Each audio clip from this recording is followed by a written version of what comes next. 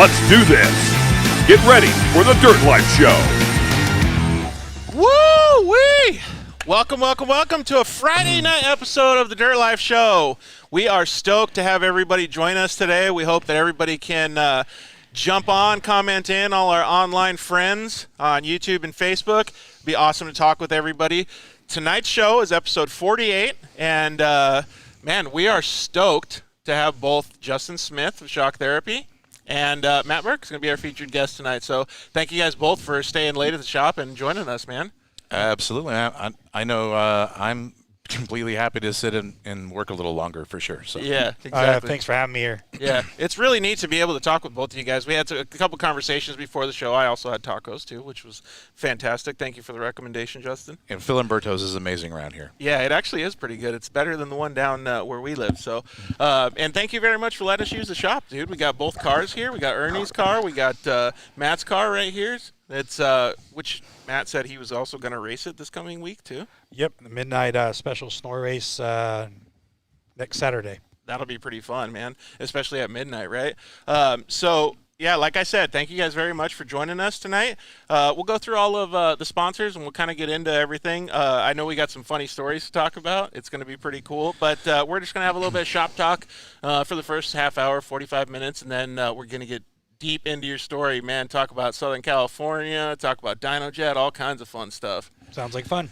So, yeah, thank you guys very much, like I said, for joining us. We really, really appreciate it. You guys are our lifeblood, and we couldn't do it without you guys. And obviously, we can't do it without all of our sponsors. So the first sponsor we'd like to thank is obviously Shock Therapy. Thank you very much, Justin, for always having our back, supporting the show, supporting me, letting us use the shop. It's pretty cool that when we have partners, we can actually go out to lunch with them. We can have fun with them. We can enjoy the fruits of everybody's labor, right?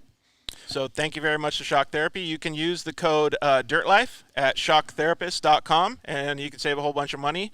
And you can also call the guys at the shop anytime and tell them that the Dirt Life sent you, and save a whole bunch of money with those guys too. They offer all kinds of cool stuff. We got a steering rack right here. We got some apparel, and obviously they have their ride improvement systems for your vehicles. Some of the vehicles that I was moving around today, just pulling them in and out, felt like they could really go over some bumps in the desert, man. So we have plenty of stuff around here. If you want to stay a little bit longer, we'll put you to work pushing them in and out. Trust me. Sounds good. I can be the lot boy. Oh, yeah, we'll take it. Free labor all day. So, yeah, so thank you guys very much to the guys at Shock Therapy. Thank you to the guys at Zollinger Racing Products. In fact, Travis Zollinger is going to be our featured guest on next Monday, not this coming Monday, but next Monday's show. And we're going to talk to him about all the fantastic products that they make, and obviously doing so well lately at the races. And that's going to be cool because Travis has got a really unique story as well. You can use the code DIRTLIFE at ZollingerRacingProducts.com and save a whole bunch of money with those guys. They make bitchin' products. You can use the code DIRTLIFE at RuggedRadios.com and get some of that stuff for your car and get your communications all dialed in. And thank you guys very much to the guys at Solder Weld. They got this awesome welding blanket here. These things are super cool. They got magnets in them, eyelets, the whole deal. And you can use the code DIRTLIFE at SolderWeld.com. And then finally, thank you very much to the guys at KMC Wheels. Next Thursday, we are going to go to California, and we are going to be doing a shop tour with the guys at Proctor Race Group, which is Honda Offroad. So that's going to be a pretty cool shop tour, much like the shop tour that we did with Justin a while ago for his whole Shock Therapy setup.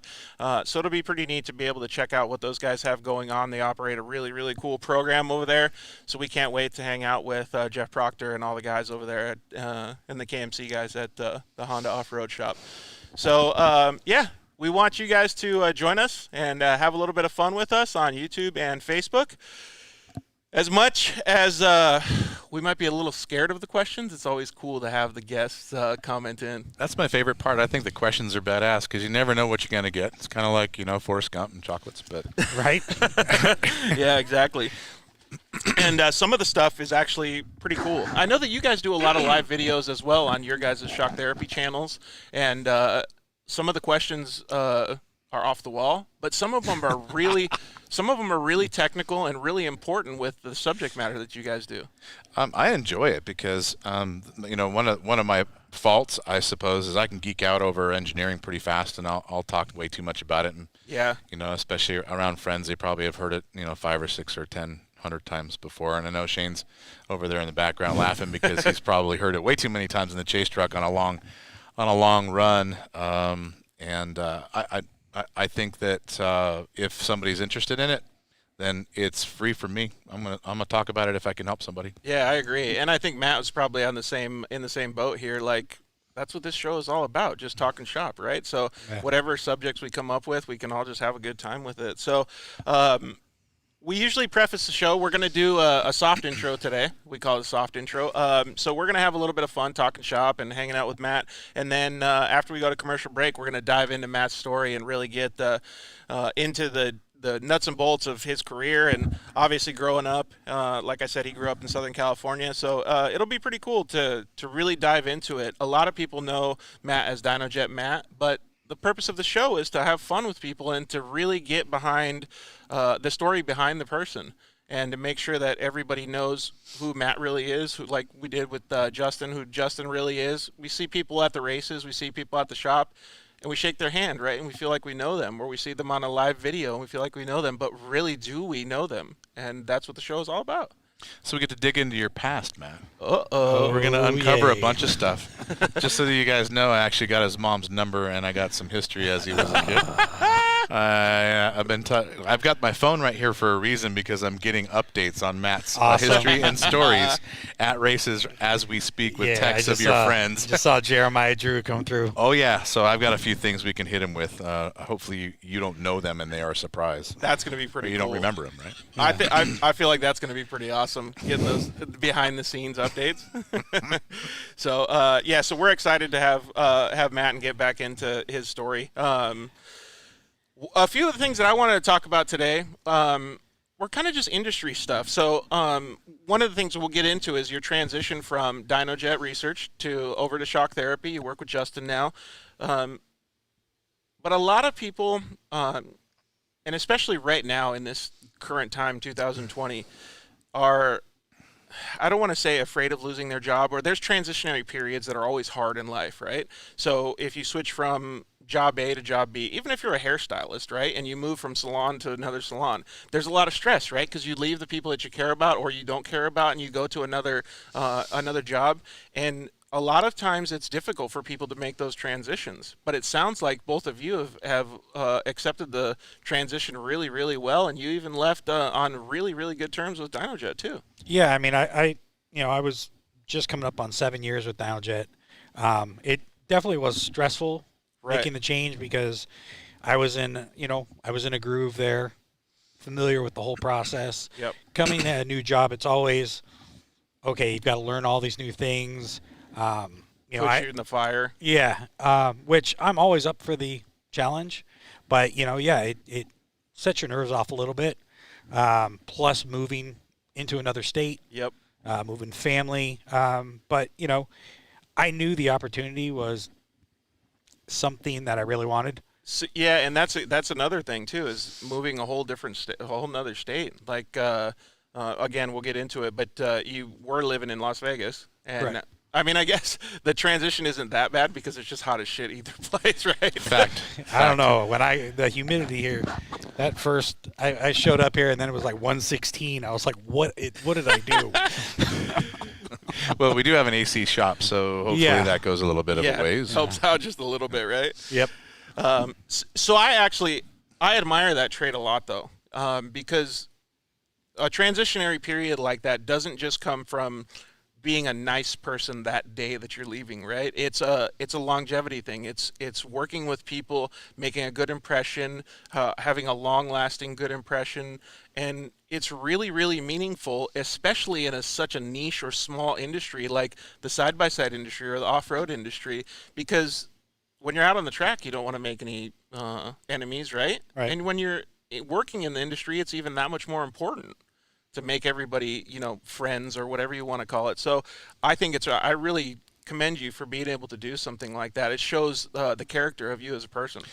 Well, I mean, I spent, the last 7 years with DynoJet, and I have nothing bad to say about them. I mean, they gave me so many opportunities.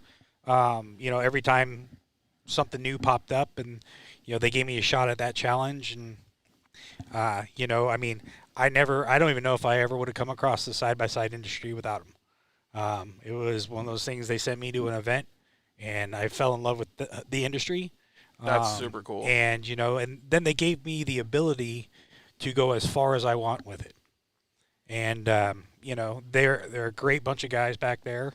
I definitely, there's a part of me that misses working with some of them, because we all had built relationships and friendships over the last few years. A lot of those guys, we went on the road together. Yep, spent a lot of time doing that. A lot of time. So but it just was to a point where I wanted a new challenge. So how was it? How was it working over there? Pretty cool. Yeah, I mean, like I always tell people, no matter how bad the day is, we're still working in the power sports industry. Yeah. It's better than sitting there, answering the phones at a data center, or, it's. We work in the power sports industry. It's what I dreamed of as a kid. Is I loved motorcycles. I loved. Yep.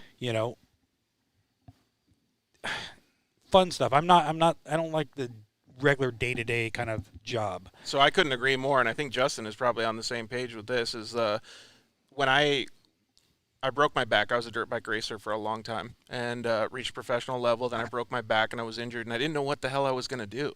Like, what do? You don't have another job, right? And I didn't have a college education, and so long story short, I got a computer science degree, and I was like, shit, I'm going to have to go get one of those tech jobs, like what you're talking about, sitting in a call center. I'm like, this is going to kill me. Like, it really will. Like any of us sitting here, right? And so I was like, all right, you know what I'm going to do? I'm going to move to Southern California, and I'm going to work for a cool company. And so finally I got a job, and it was at a company called Spy Optic. They make sunglasses and goggles and stuff like that. And it was like a perfect fit, because I wasn't just a computer guy. I was a computer guy in the action sports industry. So I could talk the language of the people's computers that I was working on or doing things with. And it was a really, really easy transition. And it was cool because I wasn't the typical computer guy. And then what it did was it springboarded the rest of the career to be able to work with cool companies like that, because I wasn't a guy, the typical computer guy walking around with glasses and things like that. I was talking their language because I was riding dirt bikes or doing the same things as they were on the side. So I can totally see what you're saying about the job. And I think, Justin, you created shock therapy out of a need for Jeanette, but... I always wanted to do something that was fun, because then you hopefully don't work ever if you're doing something fun. I failed at like 20 different things that were tons of fun. So I'm really, really good at that. If you guys ever need advice on how to do it wrong, I'm the guy to ask. It worked out with shock therapy, but I think there is nothing more important than enjoying what you do. And if you do, then it really isn't work, and you enjoy being there. You could do it any hour of the day, any day of the week, as opposed to dreading to going to it. So that would be big advice on what I would say. So what was the catalyst then to have Matt transition over to shock therapy from DynoJet then? Was it something that was similar to that, some emotions like that, being out at the races, understanding the people that you're going to work for? Like, how did it go? Me first? Go for it. Okay, so... Drinking beers at the fire, I guess, right? Definitely beer, but Matt and I had met through racing, and he was instrumental in having DynoJet come on board with the race car and sponsor us, and that relationship just kept on growing. And what I thought was unique about Matt is that he's friends with everybody, and everybody respects him all exactly over the world, not necessarily all over the United States. And I think he goes to so many different events and talks to so many different people. Now I didn't call Matt and look for it. I think it was more of a floated out there thing. Hey, is there anything in the future that could work? Is that a good way to put it? I kind of I heard him on a live show mention that they were because someone asked if they were hiring, and he was like, "Oh yeah, we're hiring for some shock techs."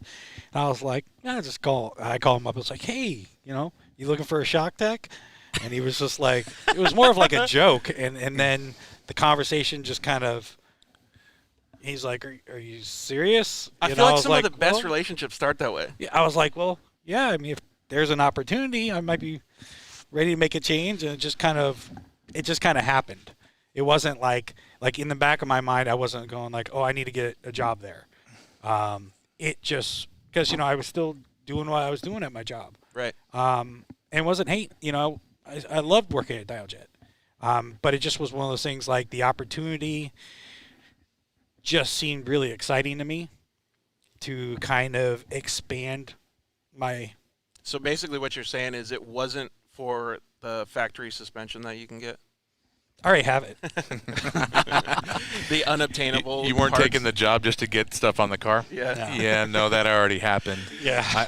I'll tell you this. I said, in number one, he never, ever, ever talked bad about DynoJet, and we, as a business, still have a great relationship with DynoJet, and They and actually with help us. you with your race program, don't they? Absolutely, yeah. Yeah. Yeah, they do. And they continue to. And so the transition's been awesome, and it's the way it should be. Yeah. All businesses should talk about it, and employees and others should talk about it. As long as everything's on the table, then everybody's happy afterwards, and that's exactly where it is now. Yeah, that's super cool. I kind of feel like we're getting Dr. Phil-ish on it. Like, hey, if any of your wives are mad at you, please talk with them, open up the conversation. Communication is Yeah. the key in Yeah, relationships and in business. Exactly. Yeah, weird. So we have one person said, welcome to Arizona, Matt, and Justin will like this. We got a hashtag no chase already. Thank you, no chase at all times. No that chase. works. So Bang. if Chase is watching, we love you, buddy. I wanted to say thank you to Steve as well, because Steve did a good job helping me out, man. He was like the 2 Men in a Truck movie. I wish that Steve stayed because he'd be great in the background, probably putting rabbit ears over your head right now. Yeah. Yep. So, and that's what kind of, maybe that was one of the things too that got Matt interested in working over here. Is you have a very loose environment that's everybody gets work done, but everybody still has a good time. We met at the races, so it was even looser. Yeah. I think Yeah. possibly. Yeah. Hopefully, you weren't shooting too high for how it actually is No. over here. No, but I mean, also it's like how your guys helped me those first couple races. Where I didn't have the support team yet. I mean the guys. Tell me a little bit more about that. So, what was the race? Parker was the first one, Parker 250, Okay. and Was it one of your first UTV races? it was our first UTV race. Oh, shit, this really? is- The this first is- one? Yeah, this is actually the first season. The funny background on how we got to racing is so. I was running the sponsorship for DynoJet. Right.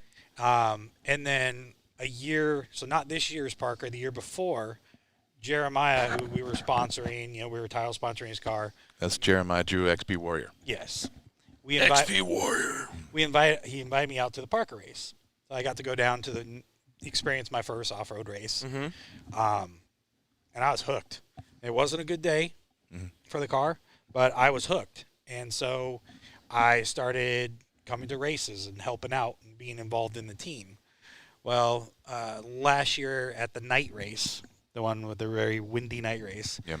Well, That was 40-mile-an-hour crosswinds in Yeah. Laughlin. No way, really? Yep. So that weekend was my 5th wedding anniversary with my wife. And I decided to roll the dice. I'm like, hey, why don't you come out to this off-road race? And I knew either she was going to hate me forever or she was going to fall in love with it. Yeah.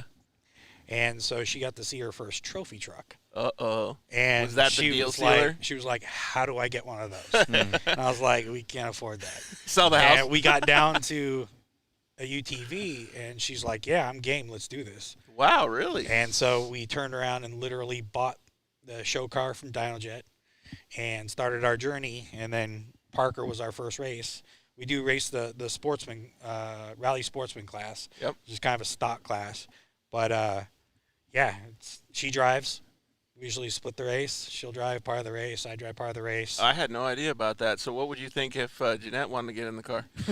So Jeanette wishes and wants to be in the car at every single moment in time, and if she did, she'd probably kill it.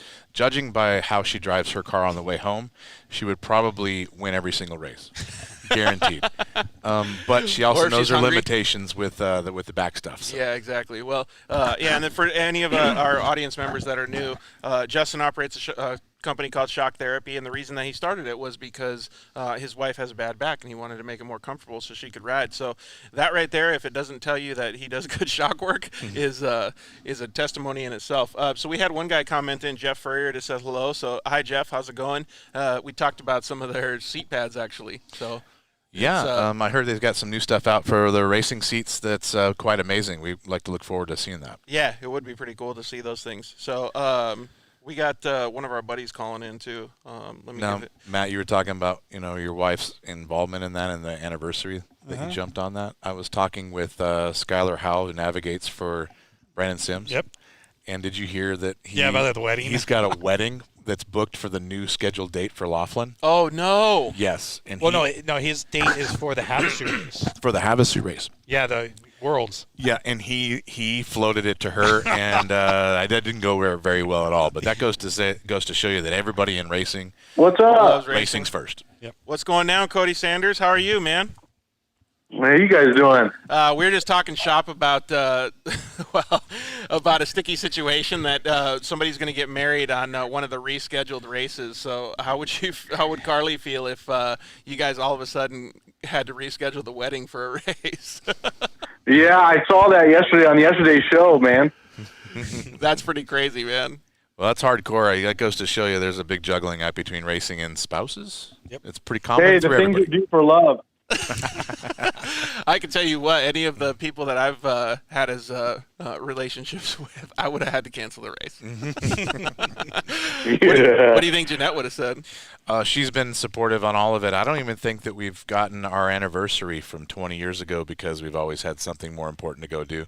That was probably my idea, so she's awesome. Well, I think she gets a pass, though, because you let her have a kangaroo and an alligator. So. Oh, yeah, she's had a zoo at some point. Have you ever heard those stories, man? No, you have a kangaroo? Well, I did. We don't have the kangaroo anymore because that And a sucker gator. is a pain in the ass. Who the hell has an alligator and a kangaroo, man? Yeah, pretty much everything. Maybe some boots. Oh, my Yeah, God. eventually it would have got turned into boots the way that gator was going. So what's going down with you, Cody? You guys have anything going on with the Arizona 520 side-by-side stuff? No, we just got a few things coming up. August 1st, we're going down to one of the local tracks here to show our support in this tough time that we're living in. Hopefully everything goes as planned. And show support just to a local track and show off our cars and be able to drive around the track and show the kids that life is still good. Yeah. And that's one of the things that I was talking to some of the employees here, like Steve, and who just chimed in as well. Steve and a couple of the guys were talking about Justin being able to support a lot of the stuff that you guys have, and the shock therapy guys really getting involved with the stuff that you have going on in Arizona, where you're helping the Diamond Children's Hospital, or you're helping law enforcement and those kinds of things. It's pretty cool because we were just talking about the industry being so tight-knit and such a good group of people to be able to help out like that. Yeah, man. Justin and the guys over at Shock Therapy have done so much for us and for me, and really appreciate it from Justin and Ernie, everybody over there, man. And I'm sad not to see Steve-O on set, man. I'm really sad to not see that. I got all excited, from all the pictures and stuff earlier, but yeah, it's a rough time right now. You guys are trying to keep it.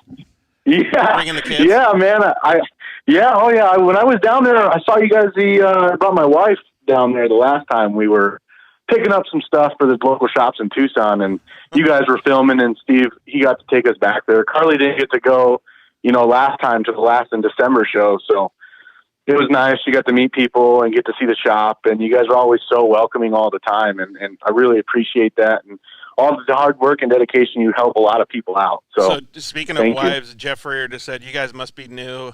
You work out your race schedule before your weddings. See, and he put the upside down emoji. Like, the sad part is no matter what they try to do, the woman is always right. Absolutely. She sets the day. She sets the day, man. That's just how it works. Especially when you guys are having Taco Tuesday, right? That's it. We really appreciate you calling in and talking to us about the stuff that you have going on, dude. Yeah, thank you guys again for everything you do for the community, and can't wait to see the rest of the show. All right, bud. We'll see you. Thank you.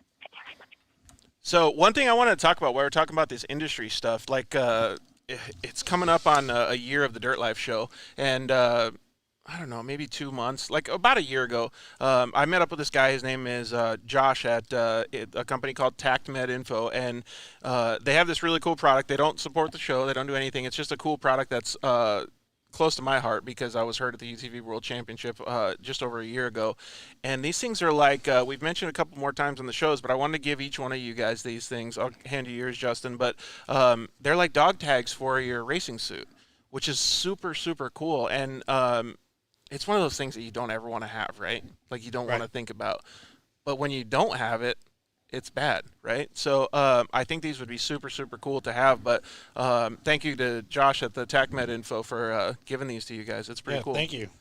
Super impressive. I think it's a great idea. We used to take and write our blood type on our helmet and next, contact, like written on the helmet. Yeah. But this is the next level. It has every single thing on it that EMS is going to want to know if they came up on you. Yep. And a much better idea than just, chicken scratch on your helmet. I agree 100%. I would have loved to have had this on me. So, because your phone, usually we have our phones, but they're in the glove box or wherever in the car, right? And sometimes they have medical information on it, but this is super easy to access because what EMT or what medical personnel do you want to have doing? You want to have them working on you when you're hurt, or do you want to have them looking for your phone? Well, they might find the dick pics, and then they would it would really screw up the timing exactly. on fixing. Check out what he got. He's still getting messages. So yeah, thank you very much to Josh over at TactMed for giving us that stuff. So yeah, going on the industry stuff, I really think I've been thinking about it more and more lately. The Dirt Life show is going to be almost a year old, and I've understood from a different standpoint how valuable the relationships in the industry are, right? So when we're racers, we don't think like what people do at their desk when they're working on stuff, right? We think, oh, we're the cool guy, we're having fun, we're out there, we're winning races, we're doing these things, right?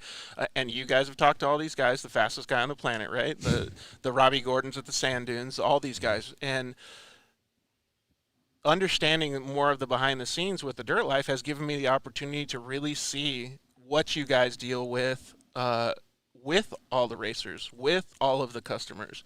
And I appreciate that more than I could have ever done before this. So it's neat to see that you guys have the ability to not just understand what the racers do and interact with them properly, but be able to support them. Because giving somebody help and understanding what they need, just like Justin did for you when you were on the course, is pretty phenomenal when you're in situations like this for such a niche, small industry. I think that Matt's probably better at discussing that subject, and the reason I'm going to say that is because he's got, I think he probably still has the same contacts in his phone that he had 7 years ago when he started working for DynoJet. I started transferring him over to the new phone today. And that's, how do you even do that? How do you have the first contacts from when you started still being very in touch with you, no matter where you're going and what you're doing? Well, it's kind of funny because I actually am already getting, because for a little while I didn't tell anyone where I was going, and then I showed up at Silver State 300 and word was going around like, hey, so, I guess it was like taking bets on where I had moved to. Really? Yeah, a lot of people had figured out probably where I was going, but it was, a lot of them were coming like, hey, yeah, so where are you going? I was like, I'll tell you soon. But already people are wanting to come, follow me this direction. That's cool. But, one of the big things that I really tried to do was that everything I did was not only to benefit DynoJet, but to move this industry forward. So looking at the big picture, I've never, like on social media, I get lots of questions. Well, is your product better than this product? And I always say, you know what? All the products out there are good. Right. They're all good for individuals. The issue that people do is you've got all these, keyboard warriors out there that, instead of someone asks a question, instead of giving them proper information, which is just what the product can do, so that person can make a decision for themselves, they're like, oh, you need to get this. And that could be bad information for that individual because they might not need that. 100%. And I also have always strived for, I have a great relationship with the guys at Evo, Jimmy and Todd. And for people that don't know, is a direct competitor with DynoJet. Correct. But it was like they specialize in some specific vehicles, and they are great at what they do. and there was stuff that DynoJet did that they didn't do. Yep. And it was like, it wasn't that one was better than the other. It was just they had different things. I mean, we weren't writing, some of the tunes that they were doing for like E98 or whatever. It's not what DynoJet was doing or promoting. But that's what Evo did. And I'd be happy to send a customer that direction saying, hey, what you're looking for, this is what you need. Yeah. Well, it makes a lot of sense too, because you can inform the customer what they want, and then you can obviously have them be able to choose. And Justin's actually talked to me about this stuff before too, and told me, I think I had messaged you one day when I saw a video of shock therapy being compared on YouTube to somebody else, and you're like, yeah, that's cool. I like it. Yeah, it's awesome that they do that, because it creates the opinion of whatever the customer wants to do. If they want to call me, I'll tell them the honest truth and see what they say. And awareness. Yeah, absolutely. There's nothing wrong with that. I think one of the biggest things in especially a small industry, which we're in, everybody knows everybody. Yep. Everybody talks. Lots of chit chat, even soap operas, all that good stuff happens. I think that competitors can still be friends and should be. And for us, we are friends and compatriots with all of the shock manufacturers. We're not against any of them in any way. And for them to perceive that we would be wrong, and we would obviously have that discussion, and we have. But we have an open relationship with everybody in the industry, and even people that might be more a direct competition to us, who might tune or sell springs or whatever. Well, for instance, I know everybody over at IBOC. All the guys that own it, run it, dealer sales and production managers over there. And, we are direct competitors on spring kits quite often. I don't have any problem with those guys. And they buy stuff from us, and we buy stuff from them. And that's the way it should be. We should talk, or at least call and go, hey, how's it going? How's the wife? Instead of, being against each other because they're a competitor and you just have this perceived enemy thought in your head. I'm completely against that, and I hate it when I see other people do it. But there is actually a lot of people that do that, and you guys are both being humble, which I appreciate. But the truth of the matter is that you guys get the treatment that you do because you do have this mentality. And one of the things that you'll notice, obviously, is Justin helped you at your first race. But last time at the Mint 400, or was it Silver State, when Kristen Matlock brought you a shock? Yeah. A direct competitor with their team. Like, that's phenomenal, and it's because of exactly what you guys are talking about. That's the way it should be, and it works. In my opinion, it should work like that in racing. Yep. It should work like that in business too, if it can. Yeah. And there's no other way to do it, I think. Yeah, and clearly Matt thinks the same way. Well, yeah, that's how you've run everything. You're friends with competitors in what you did, and I know you're friends with competitors coming here. Yeah, I mean, I just don't see the point. Mm-hmm. We're all working to move this industry forward. Yeah, and I love that. If we kind of work together to do that and give the proper information out there, it's amazing how many times so let's say they needed a tuner, like when I was working for DynoJet, they needed a tuner for something that we didn't do. Send them over to Evo, but then they might come back because they hear Justin's running our clutch kit and want to run our clutch kit. Yep. And because I was straightforward with them and honest with them, they come back. Yep. Same exact scenario for us. We've got guys that might have somebody else's tune inside the shock. They might have somebody else's spring kit. They buy our rack. They buy our sway bar kit.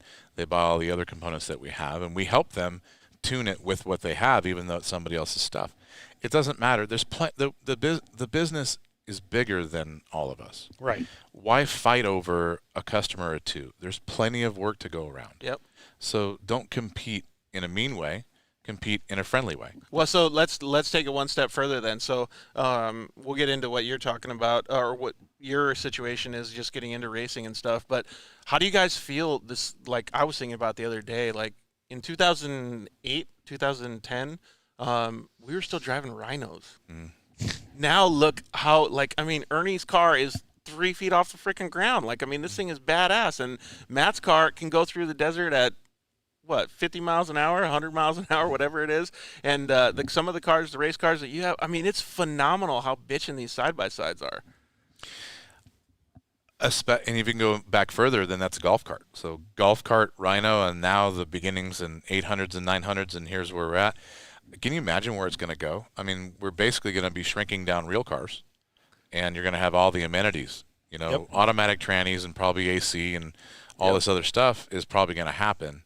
As far as racing is concerned, these things are already as fast as a Class 10 car. So I didn't want to be the guy that like brings up this stuff, but so we've seen a manufacturer that's going to come out with a dual clutch transmission and a cool transfer case and things like that, and obviously a bigger engine. It's going to be a 4-cylinder engine and just cool stuff like that. So the side-by-side market, in my opinion, I still can't like forget like the things that we used to do in the Rhino. Like when you're going in the Rhino and you're going on an off-road trail and you see a little rain rut that's maybe 6 inches, you're locking up the brakes, sliding sideways, like no way, I can't hit this. And then you get there and you bottom out or hit the front bumper on it, and now you can go through it at 60 miles an hour. Where everything's gone with the massive amount of funding from big companies like Polaris and engineering backing of probably 100 engineers working on this stuff. We're all benefiting. It's amazing. You know, pretty soon we're going to be, we might drive trophy trucks to work every single day as long as they probably won't be 30 grand from Polaris, but it's probably going to be cheaper than a new F-250. Yeah. You know, those are 70 or 80 grand. I bet you, a mini trophy truck's probably going to be 40, 45. It's probably coming. So since that new Bronco came out, what do you guys think of that compared to a side-by-side? I'd still go out and get a side-by-side first. I'd still get the side-by-side. Yeah, side-by-side. I think it has a cool look and it's great marketing, but I haven't sat in one yet. And it's, I'm, more of the side-by-side fast race side of things. You don't want to be doing Bronco suspension. No, I would have to. We definitely pass on DynoJet everything Broncos? that's not side-by-side. Okay, well, I really appreciate you guys talking about all this stuff. It's getting to be a little later. It's almost 6:45, so why don't we take a quick commercial break, and then we'll jump in and get all the details on Matt's life, man. I know we got some fun stories. So His mom is texting me right now. That sounds really weird. All right, so Justin better answer Matt's mom, and we'll be right back.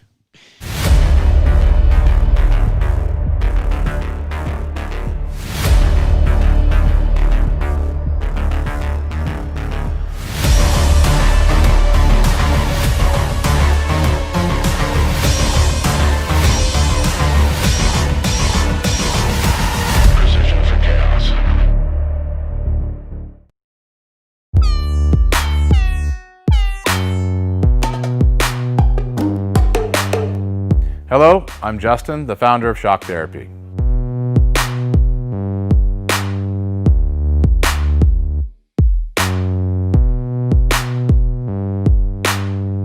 Shock Therapy has been around for 5 years, but we have personally been tuning suspension on off-road cars and race vehicles for over 25 years. We tune between 10 and 15 cars per day, every single day of the week.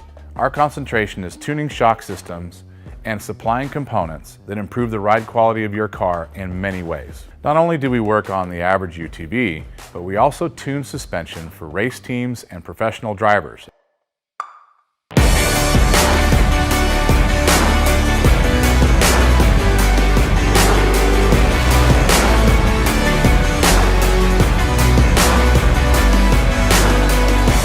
We currently tune for over 87 race teams in Best in Desert and Score.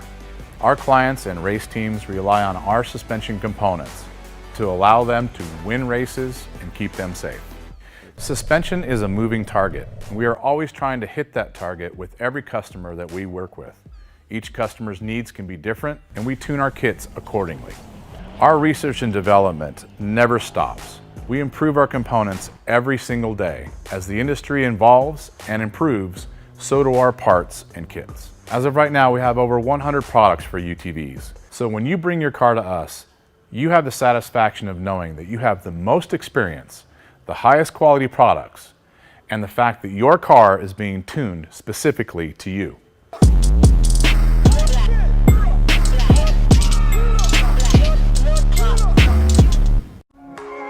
Zollinger Racing builds the best aftermarket products available. Products for your UTV or snowmobile, including billet radius rods, billet tie rods, billet steering knuckles, billet steering racks, alternator kits, and much more. All manufactured in the United States in-house at their headquarters in Nibley, Utah. Travis Zollinger and his team test in some of the most brutal conditions, racing in places like the Best in the Desert Mint 400, Ultra 4 King of the Hammers, UTV World Championships, and many more. Visit ZollingerRacingProducts.com and use the code DIRTLIFE to get 10% off your next purchase, and join us on social media at Zollinger Racing Products to see our products in action.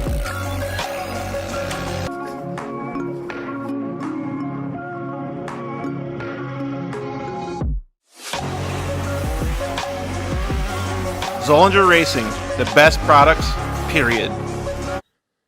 Yeah, finally, we got Lance from Solderweld in the studio. Thanks for coming down, bud. Hey, why don't we just record a commercial now? Yeah, why not? So good to be here, man. It's been a lot. I'm trying to get down here forever, and I wanted to talk about the off-road kit. Dude, I love those things. I got it in my pack. Yeah, we're running hundreds of vehicles now running them, whether it's a UTV or some guy's got it in a backpack on his motocross. He's got everything he needs to make a fix right there on the fly, out on the trail, or in the desert, whatever it is. Well, since I've already used one, I kind of know what to use it for, but explain what it does. All right, so let's pull one out real quick. You've got your aluminum rods. Remember, they're rods, right? So, light torch, small torch. You can throw it in there or throw it on the rig with your flux. It decontaminates and cleans like, let's say, a radiator. You get a random rock chip runs through as you're racing. You get a rock chip in a radiator. You got to fix it right there or you're out of the race. You can patch it up. You can patch it up. It's all good to go. Yep, just like welding. Yeah, also as well with that, you've got a brake line fix. So with your flux, you can fix a brake line, stainless steel, and then your hot block, heat absorption putty. So it keeps you from getting burned, number one, as well as keeps the heat from traveling. So it's really nice. I've used this not even to fix anything, so that stuff works so good, man. Listen, it's easy. It straps in nicely so that you have everything you need in one little place, and you don't have to carry a big bag in it's the like a first truck. aid kit for your vehicle. Yeah, chase trucks have it as well, so that if they need to make a fix on the fly, they can get it done and get it done quick and get you back in the race. Dude, those things are so cool. All right, so it's at Solderweld on Instagram, Facebook, and solderweld.com. Awesome. All right, thanks, bud. Appreciate it.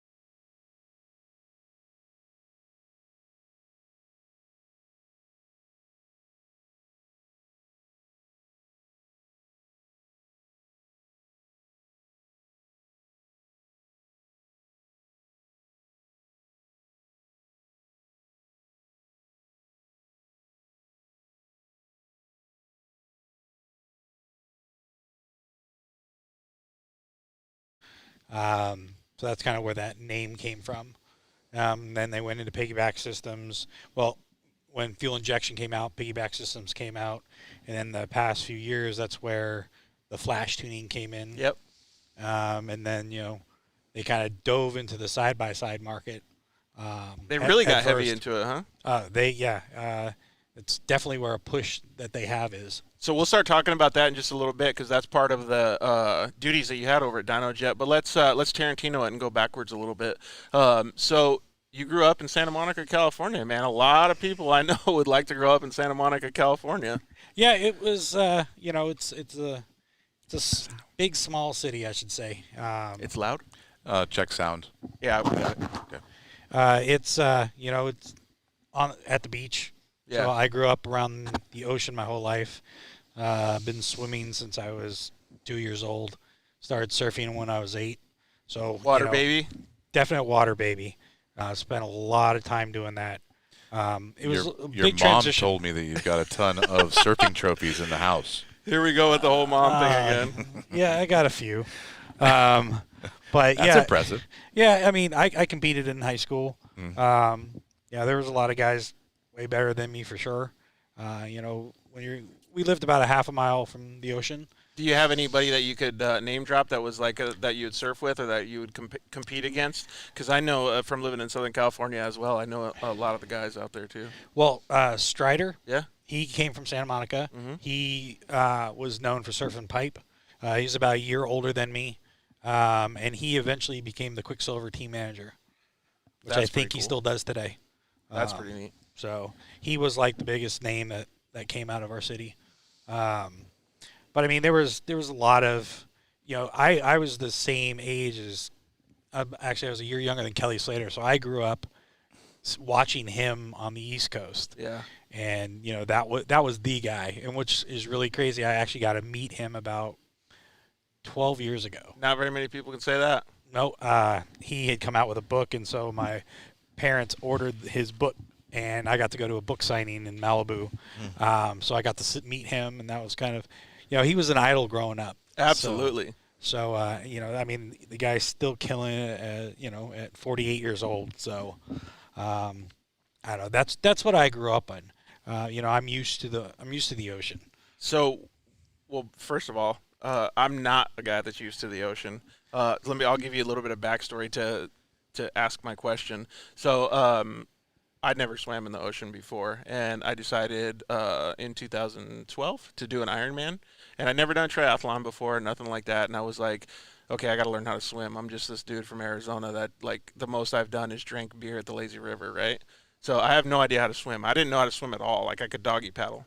And I'm like, fuck, I got to swim in the ocean? So I learned how to swim, and, like, I do it for a year, and I get all, like, in the pool, and I'm doing decent, right? And then you get in the ocean, it's not like it's a completely different world.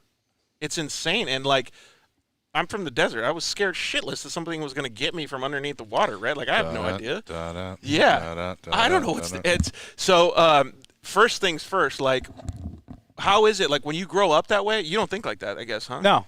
It's just, it's almost like, going out into the desert and you're not used to it. Like, off-roading, when first getting into it, was a little intimidating. Where are we? What are we doing? Well, like, I didn't understand how they were getting through the desert like that. It just was a different environment for me. Right. 100 degrees. Like, I'm used to being cooled off in the water and ocean breeze. Yeah. Yeah. It's just you get used to it. It's just something that's become second nature to you.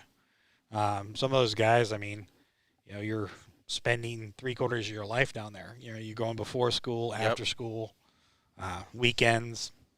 Did you start tats and when you were surfing or after? Oh, no, years after. After? Yeah, years after. So I don't know if you can show that camera, but you can show him some of your arms and stuff. So that's what Justin's asking about. That's actually Channel Island Surfboards. Really? Yeah, that's their school, logo. man. That's their logo. That's cool. When did you get that? Probably like 14 years ago. Wow, that's pretty cool. Got any messed up tats? Oh, yeah. Like what? The one around my neck. Let me see it. What does it say? What It is says it? Brothers Keeper, except the person didn't line it up right, so it like stopped short on one side. Brothers Keep.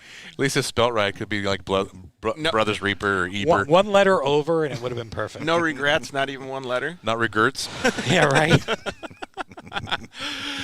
That's cool. What about any? How about drunk party tattoos that you wish you got rid of? Oh, it sounds like we got something here. I think I nailed it on that one. He's thinking too hard. You press the button. Oh, like Do my you have any leg. tramp stamps? I don't know. I had this tattoo started. He's avoiding it. I can tell he's avoiding something. no tramp stamps, but it was literally like a guy did the tattoo, and then afterwards I was like, it is the ugliest thing. So we started covering it up, but I really haven't got any tattoos in 8 years. That's not too bad, though. I mean, like, all the stuff you have looks cool. I think this pirate was the last thing I got. I think it's neat to see the creativity that comes behind those things. Like, where does some of the ideas come from and all that stuff? I had a roommate who was a tattoo artist. That's easy. And literally it would You be practice like, on you? he'd be like, hey, I got an idea. Come on down. Justin must know something that I don't, because he's I trying figure to if I push long enough, I'll find a funny one on you somewhere. Well, so when you moved to Vegas, obviously that's all automotive based. But were you into that stuff when you were in Santa Monica? I was, but Well, you had said that you like riding street bikes and stuff, right? Did yeah, you do that in California? Yeah, I've had a few street bikes, even had a few out here too. I don't know. I always liked two wheels. I just thought it was fun to ride. Did you get into the Harley thing heavy with DynoJet? No, I did Harley events. I've owned one Sportster. Just never really was my thing. I like the faster bikes. Sportsters are kind of gay. Yeah. So sport bikes are more my thing. But man, I found the desert side by side. If you could get any sport bike right now, just go down to the dealership and budget wasn't a question, and just walk out with one, what would it be? I still like the R1s, man. You know what?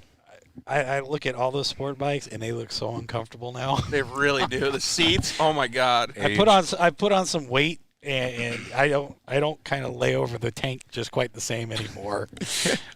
My street bike experience, this will date me for sure. My first car when I was 15 was a GPZ 750 because in California I could ride at 15.5 with a learner's permit. Yep. And my buddy wrecked it right in front of us at 100 miles an hour. He walked away somehow. Yeah. Got the money from that and went and bought a Ninja 750 because I didn't want a Suzuki that everybody else had. Yep. And that eventually that turned into a drag bike, long arm and everything, and got into drag racing and moved on. But you would. That was, I think if I had a street bike now, I would definitely kill myself because back then it was like every freeway on ramp's 140. Yep. And there's no way today. It's crazy, man. But I still think that they're cool in their environment. Like a side-by-side is not necessarily cool driving down the street, but it's cool in its environment out in the desert, right? I don't know. I think it's kind of cool driving on the street. I can't wait to get mine legal. That is pretty cool. But You'll probably drive it to work, watch. But I think some of those stuff like MotoGP and stuff, those guys are fucking insane. So They're I could get behind that. too. Huh? They're incredibly talented. Can you imagine? Absolutely. I just have mass respect for those guys whenever I watch one of those races. So Dusty Schaller from DynoJet, he's one of the R&D managers. He actually has the land speed record for a 600 at the Salt Flats in Bonneville. What's the speed? 206 miles. Holy shit! Yeah. Really? That's crazy. On a bike they built at DynoJet. Wow. How long was that bike? I can only imagine like getting head shake on that and just peeing your pants. Like it didn't look. It's not stretched out like quarter-mile bike. Like there's more still, bike than missile. Yeah, but they actually still have it on display at DynoJet. They actually built a Harley with a turbo on it and they also have the record in that. So that brings up a really good question. Has anybody ever done any land speed in side-by-sides? I don't think it's happened yet. I mean, we have a video that's way ancient, probably 2 years old at 112. I'm sure there are people that can absolutely smoke that now and probably should.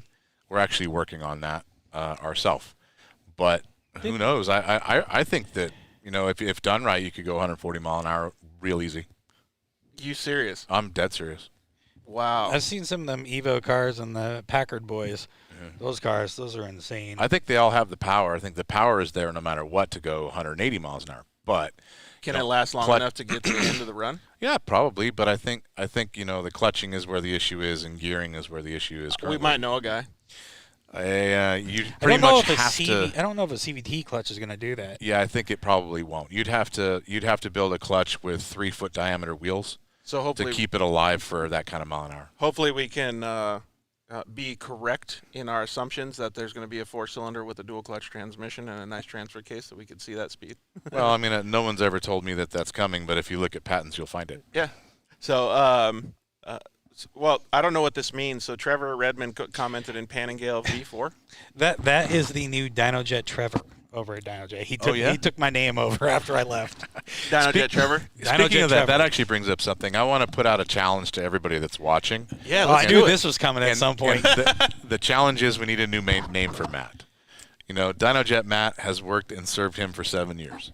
Well, I think we need to have a new one that's shock therapy based. And shock therapy, Matt, I don't know, just doesn't have a good ring. Nah, it And I needs was to have a thinking, ring to it. I was thinking like a good ring to it. I was thinking like Shocky Matt or something like that, but it doesn't sound that good either. No, and I haven't found anything that really fits yet. So I'm putting it out there. If you guys come up with something that's badass and you use it, let's just say it's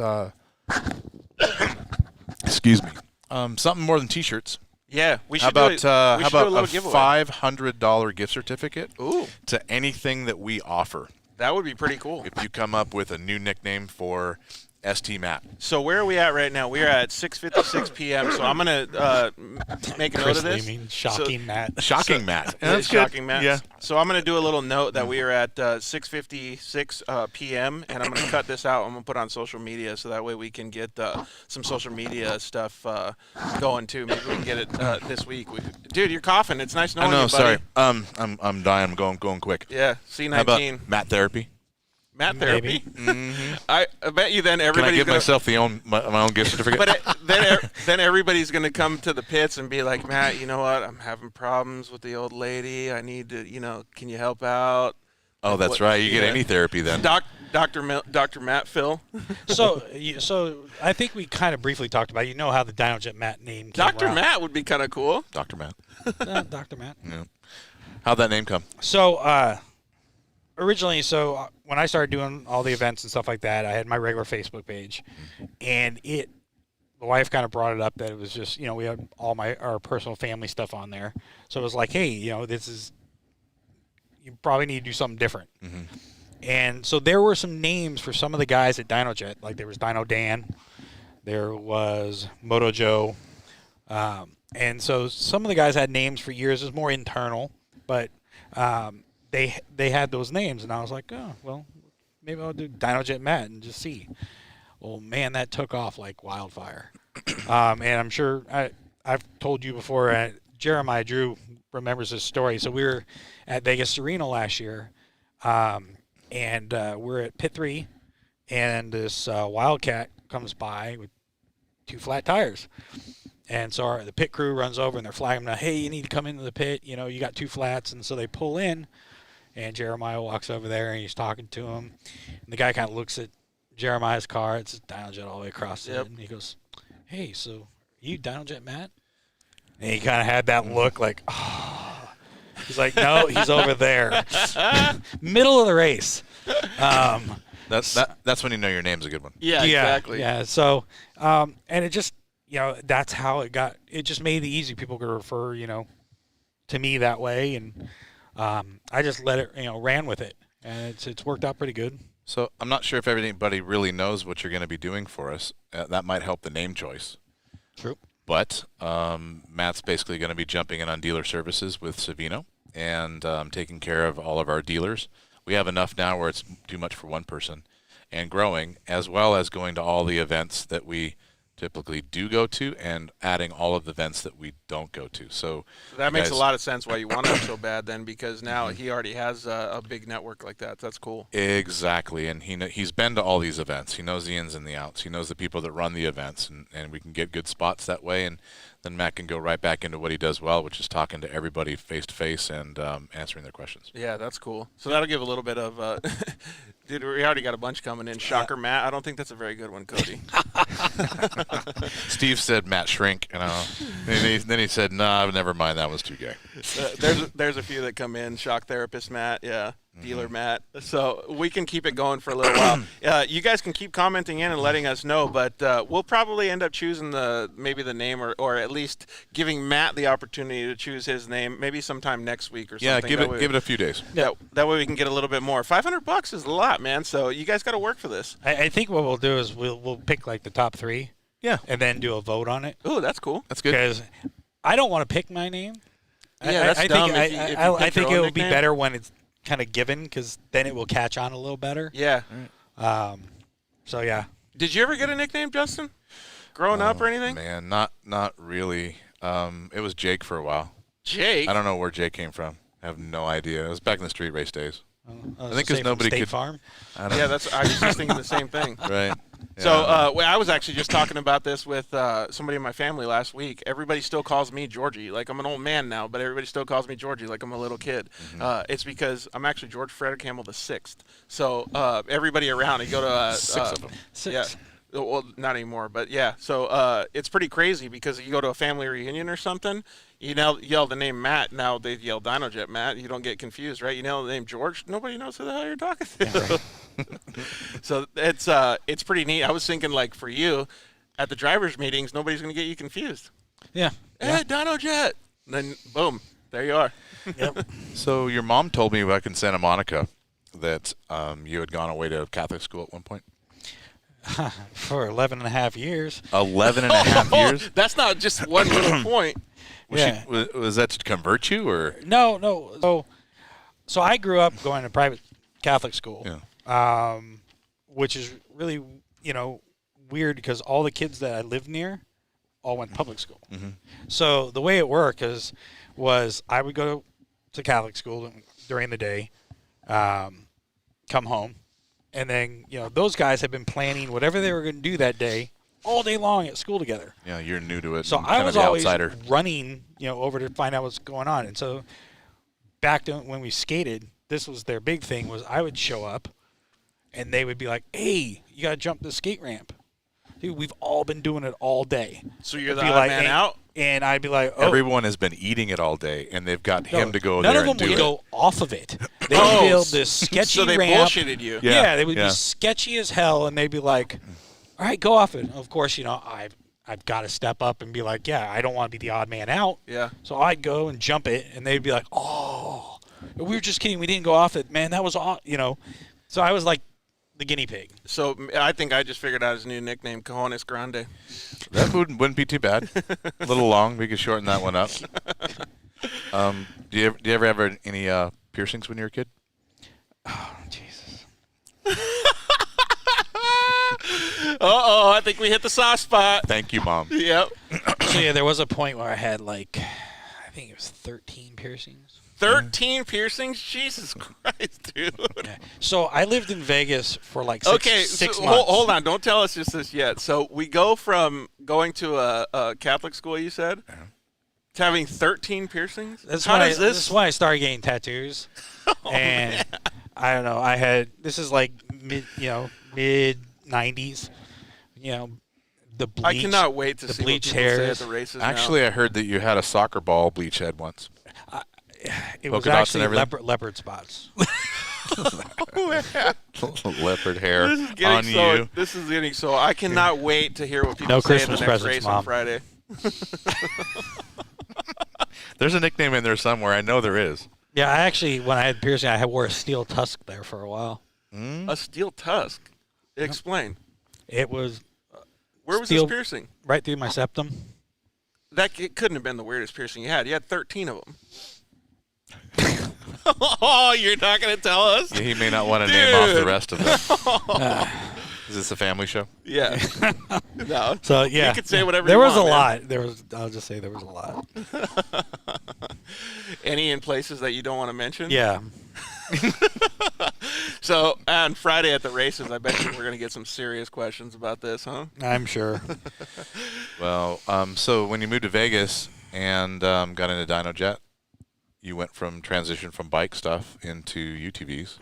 I think you pretty much ran the UTV section for them, right? Well, what time range was this? 2010-ish? No, so actually, I started in So I moved to Vegas in 2010. I started DynoJet in 2013, and started off just doing tech support for the Power Commanders. Got into the warranty stuff. Eventually, when I got sent to an event, basically, Rally at the Rocks. First experience, it's 3 years ago, around UTVs. And after I came back, I was like, we were just diving into this. We had our first clutch kit and tuner. So they had already decided to do this, but I was like, it was still at the infancy stage. Yeah, I was like, oh yeah, I think, we had 8 products. Yeah. At that time, maybe 7. And I was like, there's Put it in something perspective, here. how many products does DynoJet have now? Hundreds? Yeah. Yeah. Yeah. So they're okay. And basically they gave me the opportunity. I was like, we really should focus on this. And so they were like, okay, well, tell us what events you think we should go to. So I started researching and talking to people and finding out where we needed to be. And then we just started booking shows. That's cool. And they gave me the freedom to take chances, like King of the Hammers. We didn't know anything about how that was going to go. One thing that I think is cool about that is that when a company is like getting into that, you really don't know. You're kind of just shooting in the dark, right? Because it's a whole new industry, a whole new setup, like everything. So for them to trust you and give you the reins for that is pretty sweet.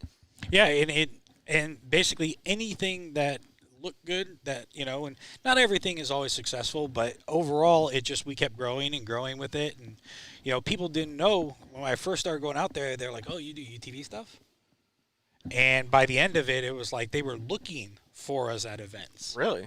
Yeah, That's like pretty they cool. were looking specifically there. Are you going to be at this event? Are you going to be at this event? To the point where I was like, we can't go to them all. Speaking of events, Chris Lemming said, did you go to any of the Pimp and Hoe parties? We had a Pimp and Hoe party at my friend's. We did one ourselves. Did you expose any of the piercings? I know those have been gone since the late 90s. I can just see like the Pimp and Hoe parties. Like you got the cool hat, the whole like outfit. Oh yeah, Nice we had the shoes. whole thing. Man, I really wish I could go through a photo album and see some of this stuff. Those Actually, pictures- it's funny that you mentioned that because I have a picture that one of your friends sent me that it was pretty much encapsulates everything about you and UTVs after your first race. You loved it so much So we have this little camera over here if you want to show the camera that down they here. captured your reaction of your first race So you guys got to check this right out. there. Let's see if I can So- get that in the right spot Yeah, for you it looks guys. like it. If Did I get that? so, A little closer. Oh, Yep. yeah, there it is. man, that is a good picture. So safe to say that you were hooked, judging by that. Can you give a little bit of backstory to that picture? Yeah, so that was the Parker 250. My wife drove lap 1. Car ran great. Everything seemed fine. Lap 2, because we were doing 2 laps that race.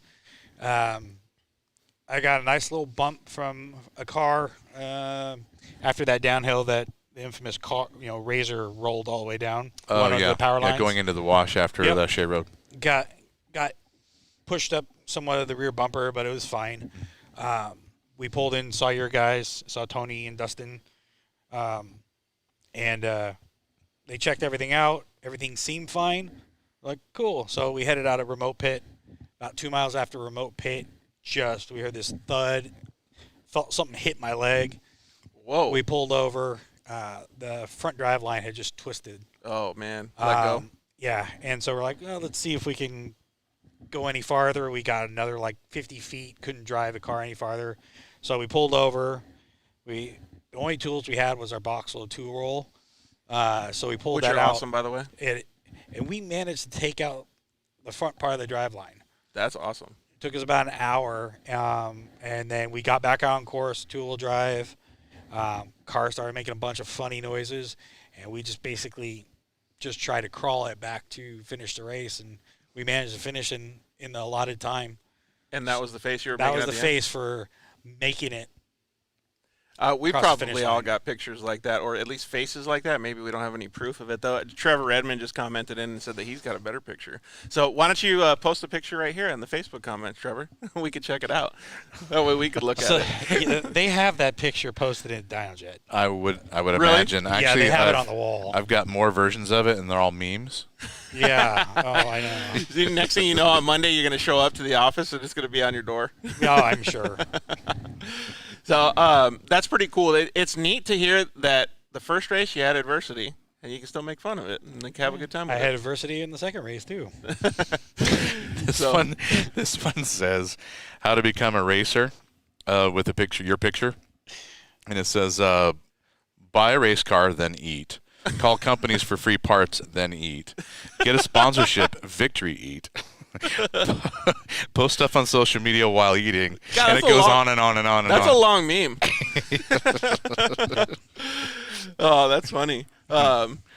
Becky Lemming just posted in tacos and unicorns, so I'm assuming that might be for this guy right here. So thanks, Becky, for tuning in. We really appreciate it. So a couple of things that we want to talk about, like Justin said, in the 2000, I don't remember, 10 or 13 area, you moved from Southern California. 2010, I moved from Southern California to Vegas. Okay, and that's before you started working for DynoJet. Yep. But I wanted to know personally, because I remember moving from Southern California to Arizona. It's a big difference. Like, how was it for you? I mean, you grew up all your life in Southern California. It was. I moved to Vegas for a big life change. Wanted a fresh start because I moved here not knowing anybody, or I moved to Vegas not knowing anybody. So yeah, it was big because I didn't know anyone. I rented a room in someone's house, and that's a pretty big leap, a life leap, I guess you could say. Well, it all ended up working out good. Had a couple kids, married, so. Plus, Vegas is way cheaper than California. Yeah. That's just nice. So we got one of our audience members, Billy Slade, calling in. What's up, Billy? How are you? How's it going, guys? Oh, we're doing pretty good, man. Well, Arizona, we're all heated up, but we're having a good time. Matt's telling us his life story. You got some questions for him? I do, yeah. But I wanted to start by saying I think it's awesome that Justin had Matt's mom in his back pocket as a secret weapon. So that's pretty entertaining. I do my research. It is pretty hilarious. There you go. Oh, I've been sitting over here dying laughing. Have you heard any of the making Matt sweat? It really is. And the funny part about it is I don't think we've gotten some of the answers out of him yet. So I got to do a better job being a host to pull these suckers out. Yeah, I think he's right there. I think he's right there on the edge. You guys are about to make him crack. Hey, Justin, I heard Matt's not going to have a job on Monday if he doesn't give us the answer. Fired. So, so do you have any questions for him? I did, yeah. I asked around to a couple of people, and I just said I want to, bring some bring some questions that might help a lot of people. And I guess a few of them would be, what's the best way to get a job in the off-road industry? I guess where would you start, and how would you go about acquiring that for the people that wouldn't know how but really love this industry? That's a really good question. Great question. Justin gets that question all the time, and so do I. Well, for me is basically. You're not getting the job necessarily right away that you're wanting. You're not going to be the president. You're going to start at the bottom. Yeah. Like I said, I started in tech support, answering phone calls on motorcycles. Really, it's, you just got to put in the work. I mean, it didn't happen overnight. A lot of long hours. Yep. I think I traveled 25, 30 weeks last year. So it's not an easy job. But it's something that you're passionate about. It makes it easier. Yeah, it does make it easier. It's just, it's not, there's worse jobs out there. Yeah, for sure. So let's just say that you didn't have a job in the industry right now. You're 20-year-old kid, you're kind of just coming out of college or whatever, or maybe you didn't go to college. You want to get a job at DynoJet or Shock Therapy. What's the suggestions there? Power sports background is always helpful. Yeah. Just even understanding it. A lot of power sports, like companies like DynoJet, I had no, background history with it outside of being an enthusiast. A lot of times these companies will hire enthusiasts because they know their shit. They can talk about the product and not seem like they're just, a technical support person. Nailed it as far as how we do that. So they have a direct communication line with the customer. Yeah, I think it's super important. Also, their personality. And we used to hire years and years ago according to the resume, and the resumes were always fake. Or the guy's the best ever in the resume, and you find out that he doesn't know much. So we kind of switched that up. And we hire according to personality. And if we hire someone that's a go-getter, great attitude, maybe they don't have very much experience in it, but for us, they get along with everyone in our shop. They get along with everyone around them, and they have a great attitude. We will teach them. They will have the knowledge by being here because they're worth teaching because they have that attitude. Most of the guys that work for us didn't come in here knowing anything about shocks. Yep. Guarantee that. And but now we have 30 experts in their area working for us. I mean, I didn't come in here knowing about shocks. Yeah. True, but So, you know people and people know you. Yep. What, Billy? I was going to say a good team player with a go-getter attitude, and you're willing to give them the education that they need. That's for sure on our side. That's how we do that. And if they have basic mechanic knowledge, or at least show basic enthusiasm for the sport or for mechanics or cars in general or horsepower or whatever it might be, pretty much the only thing we need. I mean, that enthusiasm can be turned into anything if it's channeled right, as long as they show up with it. That's actually a really good point, though, too. And I think this probably answers your question a little bit more than we wanted to, Billy. But a lot of the companies that are out there, whether you're at Shock Therapy, DynoJet, or let's just say BF Goodrich for that matter, like Tens or any of those companies, they all have a certain way of doing it. So you don't have to go in there knowing it all. You just have to go in there willing to know it all. Perfect. Yeah, and not be afraid to ask questions.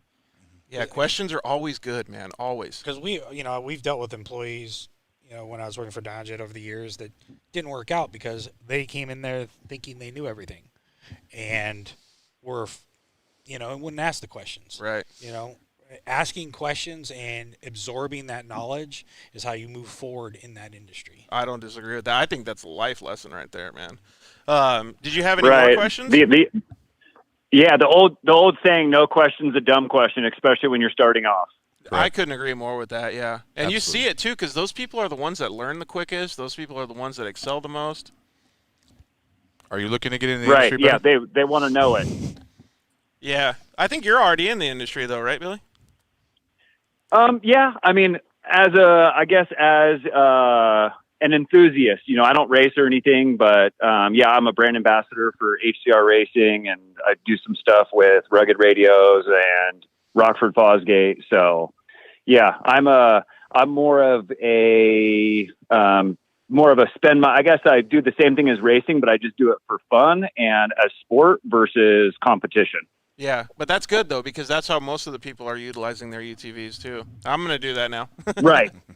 Exactly. Yeah. Yep. Just go out there and have fun on the weekends. Use it as my therapy to blow off steam. Justin's therapy is a little bit more because he's going about 90 miles an hour through the desert. Well, yeah, exactly. When 50 miles an hour doesn't work anymore, then you go 60. Right. Yep. Always up in the ante. Right. Exactly. What other questions do you have, bud? So it's awesome to see good people in the industry, and how do you guys help them get their cars dialed? So I guess, from start, if somebody doesn't know about shock therapy, how do you guys go about helping the everyday consumer get them what they want? So the majority of our customers don't know what to do to their car first. And so we start by giving them the list of things that we would do, maybe the easiest items or the items that are the easiest to put on at home so they don't have to bring the car into us or send shocks. And we'll kind of give them a list of our experience with that car. So if we know this is a problem with it, so fix this. It tends to do these things, so try this.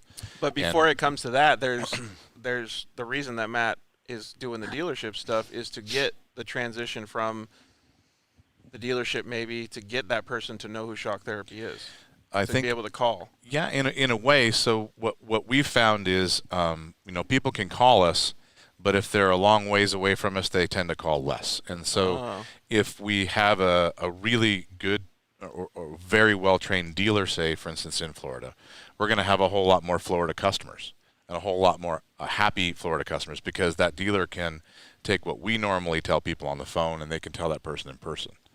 And so for us, it's more of an education thing that we try to help customers with and let them decide what they want to buy from us if there even are things that we can help them with. We might just give them advice, and they might buy an HCR lawn travel kit. That's actually a good thing for me to even take in starting this little show is to be able to understand that connection with the consumers. But you had to start that from scratch at DynoJet, and now you have to basically well, I don't want to say start from scratch, but you have to transition all of that with shock therapy now too, right? Because you got to educate. It really I think wasn't, it'd be easy. Yeah, it really wasn't from scratch. What it is it was taking existing people and using them to get the name out, which brought in new blood. Well, not just the name, but the knowledge up, right? Right. And I always found that it was easier to, on both shock therapy side and DynoJet side, you can get extremely technical with this stuff to the point that half the people it just flies over their head. You got to find what that customer needs and how talking to them about the product. Yeah. Where it's, I hate to say dumb it down because it's not really what you're doing. You're Dude, just half the making stuff you guys talk about, I don't even know what it is. Yeah, so you're talking in a form that can be understood by the average consumer. Yep. Or even a shop. Just because it's a shop doesn't mean that they have a full understanding. So you got to approach them in a way and explain it to them so it makes sense, because then when you start getting more technical, there's a little more understanding there. Well, both of you guys are good at that. Like, I can't do the same communication that you guys do. Like, I could just tell it how it is, and then that's it. Like, I lay it out. But that's a pretty good question to bring up. I'm really excited to see what happens, dude. This is going to be pretty cool. You got anything else, Billy? I do, yeah. So a lot of people said racing is awesome but expensive. How can one start slowly and get to know it? And I mean, is that maybe something with, starting with working with a team, maybe as, like a helper to a pit crew, things like that? What if they want to get into racing, maybe not as a career, but even as, just a thing that they do on the weekends to slowly work their way into the racing scene? Sounds like he really likes the racing portion of it. Don't tell his wife. Maybe he's going to race. Now, you kind of did that, though, don't you? I think that's perfect for Matt. Yeah, that's the exact class we're in, Rally Sportsman. Well, yeah, but before you even got there, though. Yeah, so, I mean, starting, helping out with teams, I mean, I can tell you one thing, teams always need help. Oh, yeah. It's, volunteering, because most of these teams don't have paid people at the races. They get paid tacos. Yeah, it's like, oh, we'll buy you food, whatever. That's just how the sport is. Yep. And so by volunteering your time and getting to know people really is a benefit. And then, it'll make you decide, hey, do I really want to do this or not? If you do, then you have something like Best in the Desert where they have the Rally Sportsman class, which if you look at the rules, it's really close to a stock vehicle. That's kind of what it is. You have some rules like the doors have to be able to be pin shut. You can run a stock fuel cell. You have to have window nets. So there's some basics that you need, but overall it's a pretty bitchin' entry level class, though. Yeah. And the last few races, like I think the last few Best in Desert races, we had 30 in a class each time. Really? That many? Yeah. I think it's a great class. We just entered our pre-runner in one for the heck of it and had a great time. Yeah. Do they go before? Like, can you do it before and check out the track? Yep. That's what a lot of the trophy truck teams show up a lot with rally class cars. Yeah, really? they take their UTV, enter it in rally, and they get a pre-run for the trophy truck. Dude, that's perfect, because Billy has a car that he could just take out there. You just pin the doors and he's go. Well, and that's what they do. They come out for one. They'll come out for a lap or 2 laps. They won't even finish the whole race. They'll just come out there for a couple laps and pull off course. Sam Barry does it. Yep. Next time, I'm going to pin the doors shut in the unicorn and go rip. You should. It'd be fun. It's amazing. I might get a little out of control out there, though. I don't know if I need to be out there in my brand new car. You're not the only one in that class. You'd be fine. Yeah. Got plenty of company missing the course. That's it's also for sure. like a third of the cost. Yeah. Well, I mean, you can take a stock car with a couple of things and enter the class. I think it's awesome. But your suggestion about volunteering with a team, I would say yes. You're gonna learn a lot and have the knowledge of what's going on. It might even turn you off from racing. That's what I was gonna say, because you're gonna get all the background. You're gonna know how much work it is. Like volunteer, right? I mean, just as a quick list, right? So volunteer. You're gonna find out yes or no. Yeah, you want to do it? Start small. Grab your stock car, enter the rally class. You're going to find out then if you can afford to continue to do it, because you're probably going to be hooked, and now you're going to be going faster, want to, and then you're going to enter a bigger class, and then you're basically screwed and you're going to get a divorce. Yep. Exactly, and you're going to schedule your wedding on the date of the next Yes. Yeah, important events will go by the wayside. And then the rest of your life is scheduled out based on a race program. 100%. I think my wife took all her vacation for the year. She Just for scheduled that. all on races. Well, at least you guys got jobs that you can do that for the whole year. That's perfect. I'm not sure if that answered your question about racing, man, but that's an easy way to 1, 2, 3 it.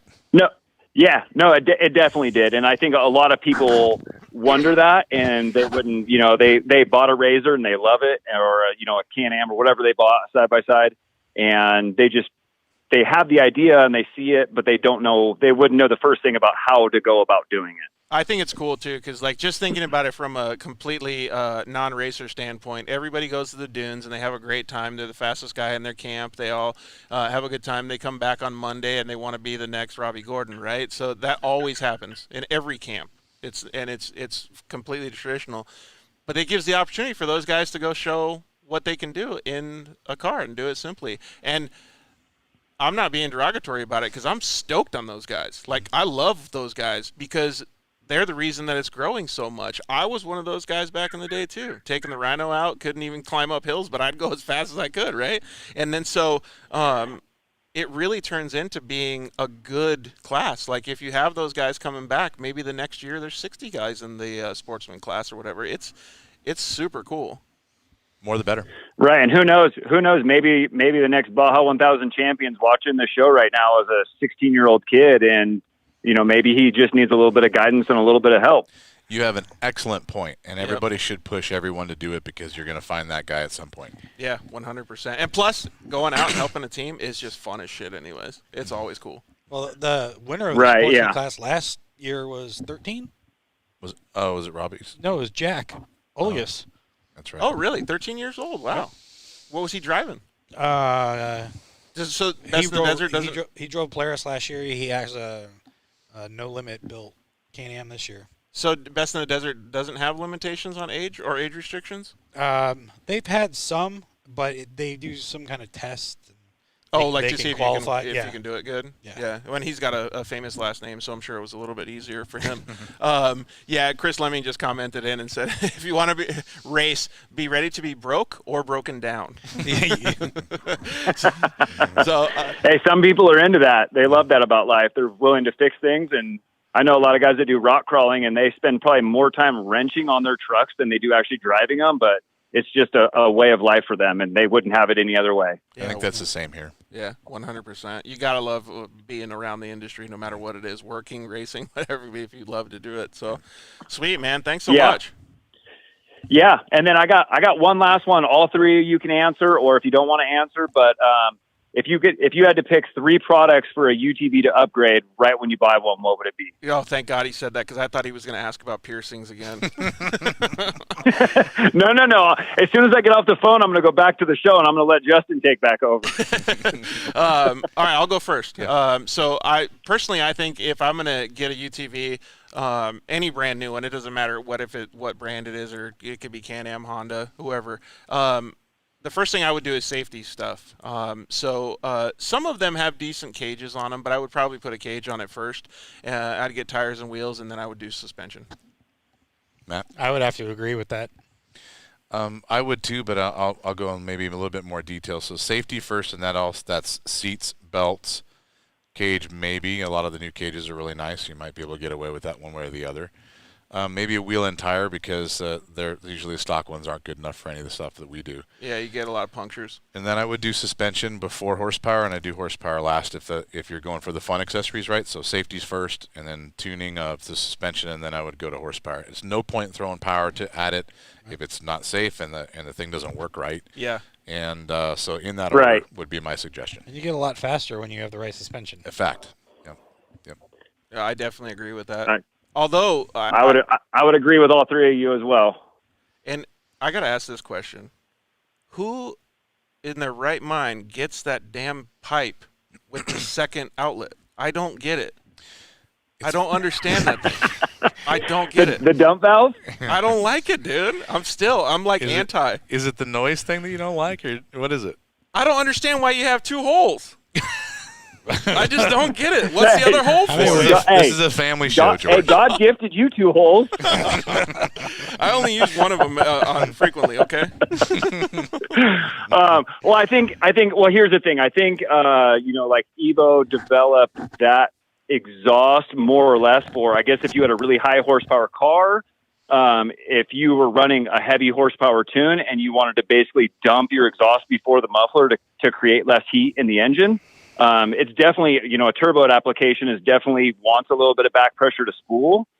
Other than the fact I like the sound of it, I throw mine open every once in a while when I make a run, and just, same thing like, if you were 16 years old and you had a little Honda Civic and you chopped the muffler off and put a straight pipe on it, and yeah, it was probably cool for a minute, but you're like, well, I can't afford to weld my muffler back on. So this is a way you can just flip a switch. He admitted that he uses the second hole. Yeah. Yeah. All right, man. Well, we really appreciate you giving us a buzz, dude, and thank you very much for the awesome questions. Those are really cool. Good questions, man. Thank you. Yep. Absolutely. Thanks, guys. I appreciate your time, and I'm going to watch the rest of the show, maybe hear about some more piercings and tattoos. Dude, he's already saying no. All right, thanks, Billy. All right, guys. Have a great evening. You too. Later. Those were some pretty good questions. So, man, we got a bunch of comments coming in. So, do we want to keep pushing on the piercing thing? I think he's already out of it. His face got red. He's already shut it down. He was sweating a little bit. But what comments do you have, George? So the first one is Matt has done every job on the team, which is fantastic because there's no other better way to learn, right? Than being thrown in the fire. I'll go one step further before you go to the next one. Here at the shop, we threw him right into the wolves, and he has been installing parts and working up a sweat because the experience on the parts are necessary for what he's going to be doing. But I feel bad. I have not worked this hard since in 15 years, since I worked in a construction job. I'm digging that. I think awesome. I got home the other night and fell asleep in the chair watching a movie at 8 o'clock. I was like, out. The real Netflix and chill. And then but I'm learning a lot. It's really cool to learn, because when we talked about me coming over here, he was like, well, "I'm gonna put you, putting shocks on cars, learning all that stuff. He's gonna have me in shipping, answering phones, because the best way to learn is to learn as much as you can before you just go into it. That's how you're successful at your job." So, I knew you got something to say. Would you agree that you're I don't know if you guys are both like-minded like me, but I get almost like an adrenaline rush when I'm learning. I really enjoy learning. I don't like sitting in a classroom. I don't like having somebody talking to me how to add 1 + 1. But if I can do exactly what Justin's putting you through to the ringer now, working on a shock, seeing these parts, bolting stuff together, cleaning the shop, I love that. I actually really like it because it really gets me going because it's stuff that's new and I'm absorbing new stuff. George, you are hired. That's how you get a job in the motorsports industry. Well, I actually learn better by actually physically doing it. That's what I'm saying, yeah. That's how I've always learned. I can read a book and be like, okay. Boring, yeah. No, it just doesn't stick the same. Yeah. Because doing an action helps. It helps my memory store it. So that probably actually speaks well to the reason that you've been in the industry for so long and you're making such good connections. Yeah, I just want to learn it. The more I can understand and learn, the better. So I think that over the next 2 months, Matt will have done every single job at this company. Just like Drake says, start at the bottom, work your way to the top. Every single job will have been done and basically understood so that when he goes out to a show, he's going to communicate that to our customers. The best way to put those parts on, here's a little trick, don't do this way. And have already answered all the questions because of being on the phones. And then combine that with his experience already with dealers, it's going to be its home run. That's going to be pretty cool. And the awesome thing is the staff here. The guys out back, they are so helpful. They're, So he's asking questions to everybody else, but he's not telling you he's asking those. He's just going getting the answers. Yeah. But that's the thing is that's how you learn it. Dude, it really is, though. That's good. If you don't ask that question, and I'll go, in the beginning, even if I think it's the answer, I'll still go check with Jason or Steve or Brandon or Kyle. Just check with someone just to make sure. Until I feel confident enough that I know that answer is correct. Yeah. That's So- pretty cool. So we had one comment in from Brian Hawkins that said we were talking about the growth of the side-by-side industry and the racing and how to get into it and stuff. And he was saying, because we had Alan Ampudia on last week, and he was saying that he wanted to actually race a side-by-side. And he's had resources to be in trophy trucks and obviously a bunch of other vehicles. I honestly, when he said that, first of all, I should have bricked because I was like, who doesn't want to drive a trophy truck, right? But when he said that he wanted to race side-by-sides, I was like, now the tables are turning a little bit. Well, he's not the only one. There's 3 other guys that came out of trophy truck that are in UTV now. Can you mention their names? Let's see who's driving. I know a lot of the guys are doing stuff like similar to that, like Casey Curry does stuff like that. Yeah, I mean, you caught me, with unprepared, but there's 3 guys that have left truck to do UTV, or they're running both still. Let me ask you this then. So if you're going to a best in desert race or a score race, do you know what the ratio is? Like if there's 20 trophy trucks compared to 100 side-by-sides? So in score, there's not as many side-by-sides as there is in trophy and one combined. But there's more side-by-sides than there are trophies. There's more side-by-sides than there are class 1s. Okay. And it is the largest growing class in score, and has been for the last few years. If you go to a best in desert race, there are more UTVs than any class anywhere, no matter what. No matter what, yeah. But you get into the 190, 240 entries in UTV and best in desert. Holy crap! Really? Between all the classes. And that's still insane. Yeah, but like say score, it's a lot more expensive and a pain in the butt to go down to Mexico. So the amounts are less, but you've still got 70, 80 entries easily, maybe even as much as 100. But sometimes in score, you're going to have 60 or 70 trophy trucks. I was actually talking, this is kind of on the same subject, but off subject a little bit. I was talking to my buddy. His name is Cade Clayson. He's a privateer motocross racer, and he's one of the best motocross racers in the world. He makes almost every single main event, or close to every single main event in the Supercross series. And he was talking to me about, doing some other stuff in Arizona, and he trains kids and does a bunch of stuff. But he was actually bringing up side-by-sides too, and I hadn't thought about it in a while, but my answer to him was side-by-sides are way bigger than motocross now. Maybe not I don't know. I may not agree, but I think that it is very close and it's going that direction. Yeah, and I meant in the fact that recreation. So the average guy, yeah. Yeah. So recreation, definitely. For sure. 100%. Yeah, the dirt bike racing, I think, is still bigger, but it's crazy.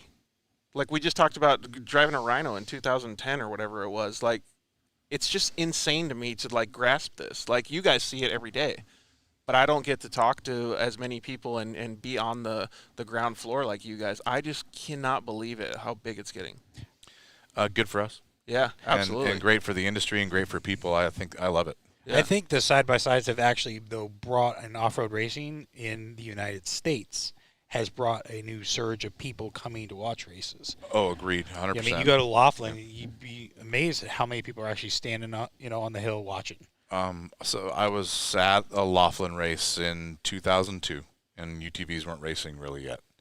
And, there was a few hundred people in there, and in the race just this year was thousands and thousands and thousands, and not a hotel room that was available anywhere in Laughlin. So huge difference. Yeah, that is pretty cool. Yeah, and Jeremiah Drew was saying that the UTVs has the sponsorship backing, and it's the the backbone of the desert racing stuff now. And you kind of just mentioned that it pretty much is, because if there wasn't the UTVs at all, there would be half the entries. Yeah, probably. Yeah. I think total entries in an off-road race would probably drop by half. That's very bonkers, much so, man. Yeah, it is, and just like Jeremiah said, factory support is pushing some of that, and the accessibility of the class is pushing it. So, for instance, like say trophy truck, a typical prep between races is $50,000 to $100,000. And there's no sportsman trophy truck class. And there isn't Chevrolet, there isn't Ford, there isn't anyone putting money towards it. When you win in a trophy truck race, they're going to hand you a check for $10,000. That doesn't even cover the tires. Dude, it really makes me happy to hear this stuff. And so that's why I think you're seeing a lot of the trophy truck guys.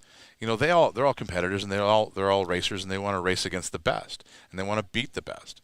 Well, trophy trucks are the fastest, so that's a natural place to end up. But once you get there, now they're looking back at UTVs and going, well, there's 200 people in there, and maybe Granted, not all of them are the fastest, but I guarantee you the top 50 are freaking fast, and the top 10 are amazingly fast. And so trophy truck guys looking at it going, I'm $100,000 a race. I go into UTV, I'm $10,000 or $20,000 a race, and the competition is higher. I haven't looked at the splits or the time difference between a Class 1 or a trophy truck compared. Do you know what it was, like the top trophy truck and the top UTV was at Silver State? So trophy trucks, I couldn't tell you the split between the top 5, but I think it was. Well, maybe just the winning times of each. That I don't have it by memory, but I can tell you that the UTVs, that the top 5 places were in 2 minutes. No way, really? Yeah, 5 guys in a 2-minute spread, maybe 3-minute spread. If you were, we had actually done the math because we lost a belt, and that was about 10 or 11 minutes. If we'd kept our pace and only lost 11 minutes, we were going to be 11th. Dang. Out of 48. One belt would have put us, if we had first place pace, would have put us 11th. That's nuts. It is, and that's, it was 220-ish miles, 6 hours or whatever it was, or 4 hours, a short race, right, for them because of the fires. But that's serious competition. You look at trophy trucks, maybe the top 2 or 3 guys are within a few minutes, and then it falls off to 10, 20, 30 minutes after that. Right, exactly. Yeah, I can speak to that a little bit. Like when we did the Lucas Racing stuff, I remember we up at Reno, and that was a really high-speed track, so the times are a little closer. But in UTVs, at a short course race, coming down the hill, we were maxing out between 94 and 96 miles an hour, and the top 11 guys were 0.9 seconds apart. Like, how competitive is that? No other class had that, even close. Mm-hmm. It's, I think, a testament to the class rules. Not so much in short course, but that you have to run the factory wheelbase and pivot points, and you have to run the factory engine and trans, and that keeps the cars so close that it really is a driver's race. Now, that's assuming that you have the money to prep the car and it doesn't break. Well, also, with the surge of UTVs, there's this whole young group. The kids running 170s, 570s. True. When I was at DynoJet doing the sponsorship stuff, I loved getting involved with those kids. And I mean, those are the kids that are going to be coming up and growing the sport even more, because all these kids are getting experience. So talk about the drivers that are coming. So I'm going to go a little sideways, but same question on that. What do you guys think is going to happen to UTV racing if there's a recession, say right after the election or whatever it might be? Let's just say it dips. Now, not 2008, but a normal recession. Do you think that we're going to have a drop in really UTV racing, or do you think that it's affordable enough to where everyone who is racing can pretty much still do it? I think the racing stuff will probably stay roughly the same. Maybe have a couple people drop off, but I think it's going to affect the recreation quite a bit more, because the guys that maybe can't afford their financing or whatever it is, I think that might fall off a little bit. So, but I don't think it's going to fall off that much. And the reason I say that is because well, $1,200 is a lot of money to most people, but $1,200 is not a lot of money in the side-by-side industry, and dealerships can't even keep side-by-sides in stores right now because people have off and they want to get out. I agree with both. So I offer one other thing to kind of consider too. If your income comes down and you're going to have to make some choices, then you still want to have something that's fun. Right. Something you can enjoy. Right? And, back in the sandcar days, that was an expensive one to keep around when you're only using it 4 times a year, so that sucker's gone. Right. But these, for $200 or $300 a month, I think a lot of people are going to keep that one thing that makes them happy, because they can take that to the grocery store, at least in Arizona. They can take that to, their friend's house. They can rip out in the backyard, run desert, and make trips out of it for very little money. Or even if you have quads, street bikes, or dirt bikes, all that's going to go first, because the family wagon is going to That's stay. a one-person event, and, the car's got the family in it, so I think it wins. Yeah, a lot of people have turned in their Harleys for side-by-sides. So what did they say? I forgot what the actual saying is, but there's three industries that are recession-proof: gas, makeup, and fuel. And booze. Liquor. Yeah. I don't think the side-by-sides are anywhere close to that, but I think it's along the same lines. People are going to prioritize the side-by-side over most of their other recreational stuff. I hope so, and I do think so. But here's another thing to think about on top of all of those things, is that Polaris and Can-Am have the wherewithal and backing to throw out 0% financing to keep that trend going through a recession for 3 or 4 or 5 years. That's actually pretty freaking awesome. Now, think about that. If you can 0% a car, and that's the one thing that's badass, and your whole family can go have fun, even when you don't have the money to do much else, I think that would perpetuate the industry through a dip. I agree. Order pizza 4 times less a month. So industry's still around. Back to where circle back. If the industry's still strong, then I think the racing is still strong.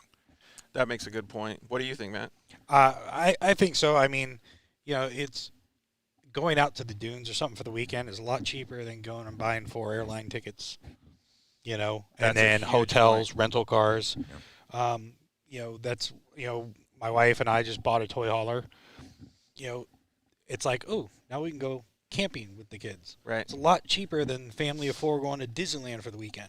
That brings up a good point, though, too, is like if it were the family and you have to get rid of some stuff in a recession, Kids. the toy hauler probably goes. Oh, Kids sorry. sell the kids. Did I say that? The toy hauler probably Say goes that. before the side-by-side. So, I think it would. yeah. Wouldn't it? Because you can Oh, yeah. still take the side-by-side out. and have Still fun. go camping. Mm-hmm. Yeah. Put a tent up. Yeah, that's pretty cool. I didn't mean to bring a downer into there with the recession talk, but I just No. thought the industry is I strong think enough that- to live. I think that's a pretty good point, especially since we're talking industry talk tonight. All right, let's go back to you moved to Las Vegas, and it's what I know, right? We keep Tarantinoing this, and I say this all the time, but it's the way it goes, man. The show takes its own turns when we have conversations like this, but I do love the fact that we're talking about all this stuff. So, when you moved to Vegas, how was it taking the family out there? Because we talked about what goes first when the recession. What did you start picking up? I had no family at that time. It was me. Oh, okay. Yeah. So you took the leap of faith. Yeah, I went not knowing anybody, just going, I'm going to try to start a new life and kind of just No see where- regrets, not even one letter. Regrets. Yeah. No, That's pretty cool, though. I commend that because that takes a lot of balls to be able to go out there and do that. And what was the catalyst to start going to work for DynoJet, or how'd you get in that? So I was actually working collections of all things. Yeah, I was working for a collection company.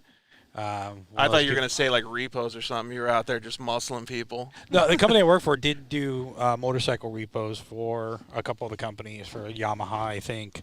But it was more of I happen to know, have a friend who worked there also, and then went over to work for DynoJet. And I knew of Power Commander. I had one on my bike, and I was like, hey, if they're ever hiring, let me know. Because he had actually gotten a job. His friend worked there and got him the job. So just one day he was like, hey, we are hiring.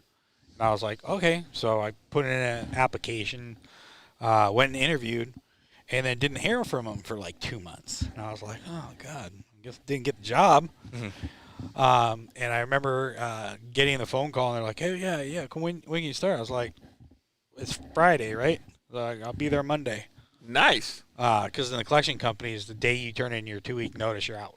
Yeah, like we were talking about. Yeah, that's just kind of how that industry works. You're like out that same, like the minute you turn it in, there's just so many social security numbers that they send you on your way. That's the same way it is in the computer industry, like knowing all the data. You walk into the room or you say, I want to go to a meeting. They're like, nope, you're done. You're out. Yep. Walk away. So that was July 31st, 2013 I started. And when I started there, it was just everything. Every time there was an opportunity to do something, I took it, learned it, tried to do the most I could with it, and expand. I guess just like you're doing now. Yeah, and that's the thing is I just Was it easier back then than it is now? I don't think so. Because that whole learning thing that I was talking about, like I love learning. Like, and it doesn't matter whether I was 20 years old or older now. Like, I still love it. No, yeah, no. I just it pushes me along, and the more knowledge I get, the easier it makes my job. Yep. And if my job is easier, then it's more fun. So, and this is an industry you got to have fun while you're doing it. Dude, 100%. And so speaking of that, Jody Workman commented in and said, side-by-sides are therapy. Excellent. Yeah, definitely. I think you nailed it. That's a really good tagline. We might have to use that. Thank you. Yeah. So we'll buy you tacos, Jody. Thanks for the comment. All right, so you start working at DynoJet and things are going good. They give you a pretty good opportunity. I mean, so DynoJet was mostly in the product or had products for street bikes, but That's what we're known for. right, and then so it transitions over, or they have a you offered, hey, these side by sides, or They had brought in a guy named Lawrence Bolton, who was actually, the crazy story is he was part of DynoJet when it started back in the 70s. Like, he'd been around DynoJet for a long time. Then he went off to do his own diesel company and stuff like that. And when they came up with this whole clutch kit idea, that kind of stuff, they brought him back. And they started developing this stuff. It wasn't so much that, and I hate to ever take like, oh yeah, it was because of me, because there was a whole team back there. well, this show is because of you, so we But there's a whole team there that made this happen. I didn't do the R&D, I didn't do the testing. What I did is I took a product that they made, and I did the best I could with getting it out there, so the public knew, the people knew, the dealers knew. Right, teamwork makes And the dream work. wanted to make sure that we were always represented the best we could, which is the same way I plan to do here, is that, take what we have and get it out there, and always kind of have that presence where, they're comfortable of coming to us, and, they know that they're going to be, even if I don't have the answer, I'm going to connect with them. Yeah. I'm going to say, hey, I don't have the answer, let me get back to you, and I follow through with that. Figure it out. Yep. It's not like, okay, I'll get back to you, and then never call them. But during that time, was it Wild West, guns a-blazing when you got that opportunity at DynoJet, or was it like, all right, I'm going to start figuring out this side-by-side market, and then you start enjoying it and you start getting more into it? It was more of, it wasn't Wild West. It was more of like, hey, I think this might work, or I think this event would be something good for us. Because you start going to these events and you start looking at these and I products talk and to stuff? people, and Got people it. are like, hey, I get emails all the time or messages on social media.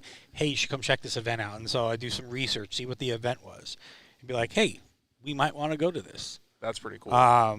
It'd been years since DynoJet was involved in, in racing, and then started going to the races. I went to the races so that we had a presence there, because people had our product, and if they had a problem, they couldn't ask a question. It's pretty crazy to me that, like, during this whole time you're doing all that cool stuff, but you didn't want to race immediately? I would have been did. I would have been like, dude, give me the keys. I want to go. No, I did, but I checked with the wife. Yeah. She's in control of all that. I knew she was gonna get hooked when she saw it. Yeah, that's cool. So and you also said that you got introduced to the UTV market at Rally on the Rocks. yes. That's a pretty crazy place, because that's not like necessarily a racing environment. No, and it was the first time I actually ever drove a side-by-side. Isn't that a gnarly place to first get into a side-by-side? We went on one of the easy ones. Oh, okay. I was going to say, have you been over there, Justin? I always wanted to go, but I've never seen it. No, I haven't. And I feel like I don't have the ability to give any advice on that stuff, and it drives me me nuts. neither. So I have a big, a big want and need to go and see it and know all about it, because I haven't done it. You're a little bit of a busy guy, though, so. Lately, yeah. But Yeah. So it seems Yeah, like everyone made fun of me at that event because I had my AGV sport bike helmet I was wearing. They're like, that's like a sport bike helmet, right? I was like, safety, man. So you had mentioned a little bit before that during your time at DynoJet, obviously you're growing growing with the company and growing your position and stuff, but you started handling, I think it's fantastic. You started handling most of the sponsorships, but a key part of that is you started handling it with younger racers as well, right? Correct. Yeah, it was, one of our R&D manager was handling kind of the sponsorship stuff for a while, but it was more of like, hey, we offered racer support. Basically offered you a discount, racer support. And going to starting to go to these things and seeing these kids and getting emails. It wasn't just the kids. It was even, people like Jeremiah. Jeremiah was the first person we really dove in and did a title sponsor for. Okay. Where, we had his car in all the time. We were making sure it was running the best it could always. I just thought, I always felt that sponsorship was a way to get a name out. I was sponsored when I surfed. I knew what they wanted they required from me. Right. So when I went into doing sponsorship, I just did it because I was like, I didn't think anyone was really focusing on it, and I knew that it could help move our product forward. I don't want to be the guy answering every single thing on social media, tagging me, hey, asking questions. It's nice when you get these sponsored people that are also on social media, and they're going to go out there and start answering questions for you or giving advice. Be an ambassador for the product. Exactly. And so I really saw the value in that, and so I kind of pushed it forwards. Was that one of the conversations that you had with Justin when you guys first started talking? Or Jeremiah was actually the reason we started talking. Oh, wow. He was having some clutch issues where they were struggling with belt temps and blown belts during races, and Jeremiah had a lot of success with our clutch kit. His car was actually one of the ones we used for R&D. He actually stopped me after we lost a couple of belts and said that he had run one belt for 3 races. Yeah, I went, okay, we're doing something wrong. Yeah. Make a change. I still have the belt. That's crazy. He actually ran it for an entire year. No shit. In a Can-Am. That's bonkers. Mm-hmm. It is. Still looks new. So I said, okay. I said, we started talking. I was like, hey, I'll send you some, kits to try out. I remember that video was the first one, and they were very happy. It hadn't come out yet that they were using our clutch kit at the time, but they saw belt temps drop, and it was the very next race when we ran that kit was the first race we had ever been able to run the car floored the whole race. We had never been able to do that. We would floor it. We would back off the second we had temps, and we'd drive according to the temps. So if I'm reading between the lines here, I can see obviously you have Jeremiah as a, I don't know, what do you call a guinea pig, but you start testing the products, you start getting them good, and then you have all of these race-proven miles. And then since you've been working so hard to be able to connect to all these people at the events, you can offer suggestions like this to a fantastic race team. Correct. And the thing, we also, the guys at DynoJet were really appreciative because they would get good feedback. Like when Darren would call or Tony would call. We'd call them every single race. We'd call them every single test and let them know what we found, the changes that were made, and give them the data. And then they were able to give feedback, changes, improvements, or basically maybe even use the information to improve some of their kits. So that's a good point to bring up, because no matter who you are, if you're a consumer, you're a brand ambassador like Billy said he was, the HCR, it doesn't, or a racer, if you can provide feedback to any of these companies, whether it's minuscule or very large, it's a huge help, and that can open up the doors to being able to either get a job in the industry or maybe even get a sponsorship down the road because you were good at helping them and giving them information first. Exactly, and the way Matt was describing how DynoJet went about it with us, and then proving their product through racing. I mean, that's exactly what we do with everything that we build. That's so rad. And, not to bring it back to us, but the reason that I bring that up is because Matt already knows that whole process. That's how they did it. Yeah. So him coming on board with us, nothing changes. Every one of our products are going racing first and going to customers after that, after it's been proven. So he knows that whole process, and he can walk that all the way through. That's so cool. Chris Lemming came in and he said, yeah, that was Rally on the Rocks, is an amazing event, and that's where he met you. And he said since then you've been amazing to his kids, helping out the kids. Yep, sponsored those kids. That was the one thing is, the older class, older, the mature racers, the adults that that are sponsored, so the regular professional level, that's a no-brainer, right? I also sponsored a bunch of East Coast people because we didn't have a reach out there. That was the one thing with DynoJet, we were trying to reach east. Well, that's a plan here too, is we want to reach east. Do you guys do anything when you do the sponsorships? Did you guys have, because I know Craig Scanlon, if they sponsor anybody, he requires that they submit report cards. We had a form that basically said, we want race reports. No, report cards from school. Like if you're not doing good in school, sponsorship's gone. I hadn't done that yet with the kids. I thought that was the best thing, man. And he says everybody gets straight A's now. Yeah. Well, with the kids, I just thought helping them, because sometimes they get overlooked or whatever. I mean, that's the future of the sport. Yeah. It really is. The industry. Like, it's super cool to see that. All right, so let's fast forward a little bit then. So what was the reason? Like, you're working at DynoJet, you're dealing with all these cool sponsorships, you're dealing with all these teams, the kids, everybody. What was the catalyst to you getting in a car and getting your feet wet at racing? Because I'm sure that you went riding and trail riding and stuff, right? Yeah. I went out. I got to go out testing with Jeremiah. I was involved with that team last year heavily. I got my first opportunity to navigate at Vegas to Reno. You actually had a picture of us in the car at Vegas to Reno. Yeah, that was pretty cool. It's actually the backstory on that picture is actually funny. So I was doing the first leg of the race, and about, I'd say 10, 15 miles in, car made a really loud noise, and we had just about zero power. Crap.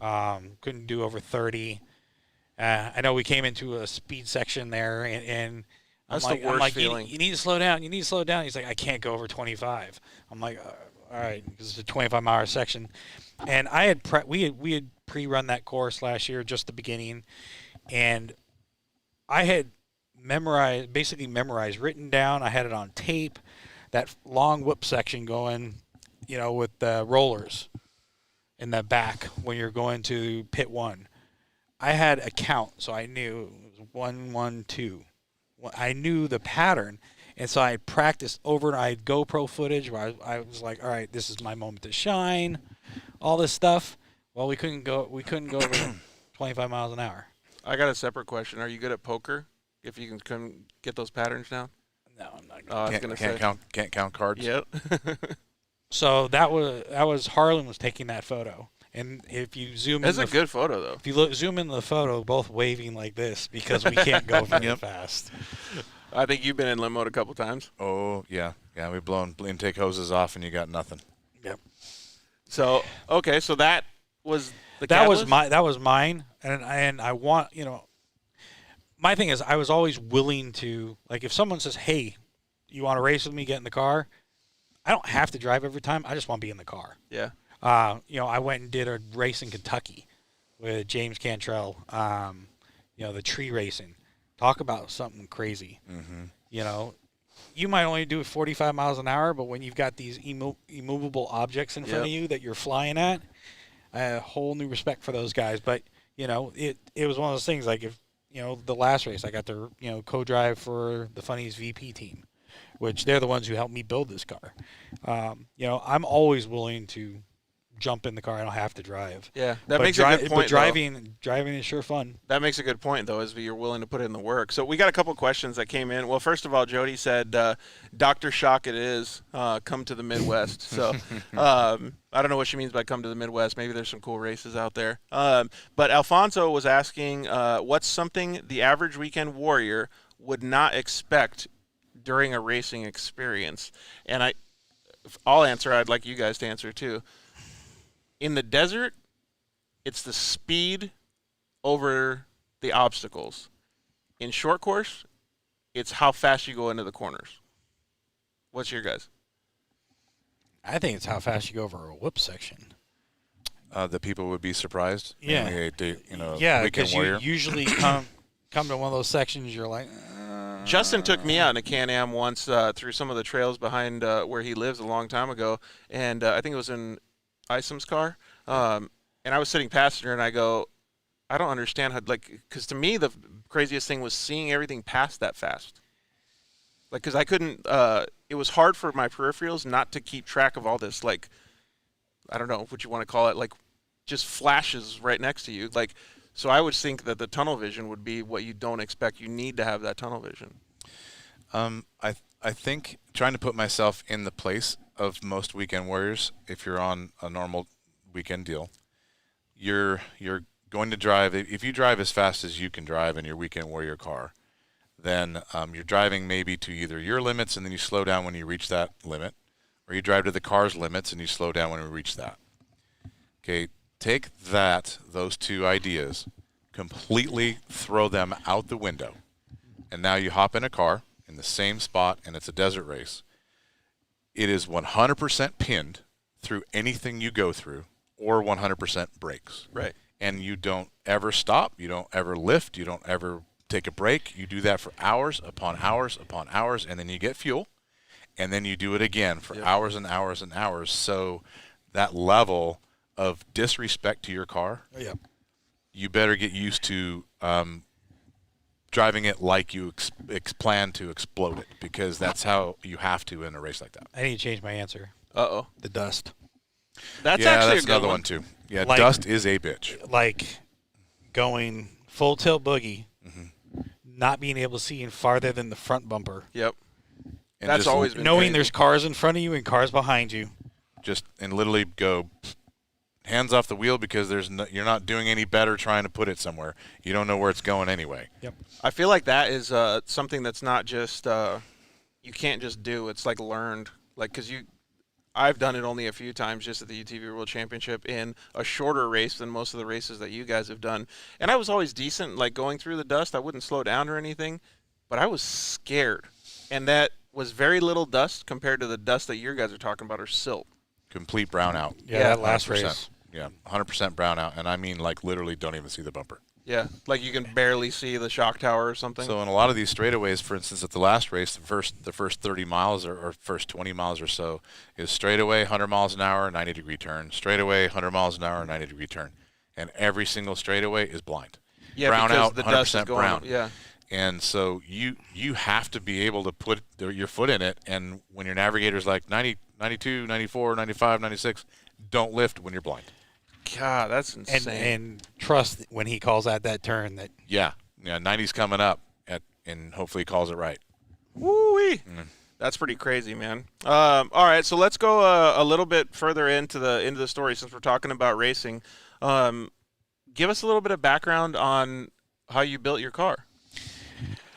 Did you just have a play car and you decided to build a race car, or what? Yeah, it was a play car. There were some products that I didn't have to take off the car, like a halo locker, front diff. Mhm. The RCV axles were there.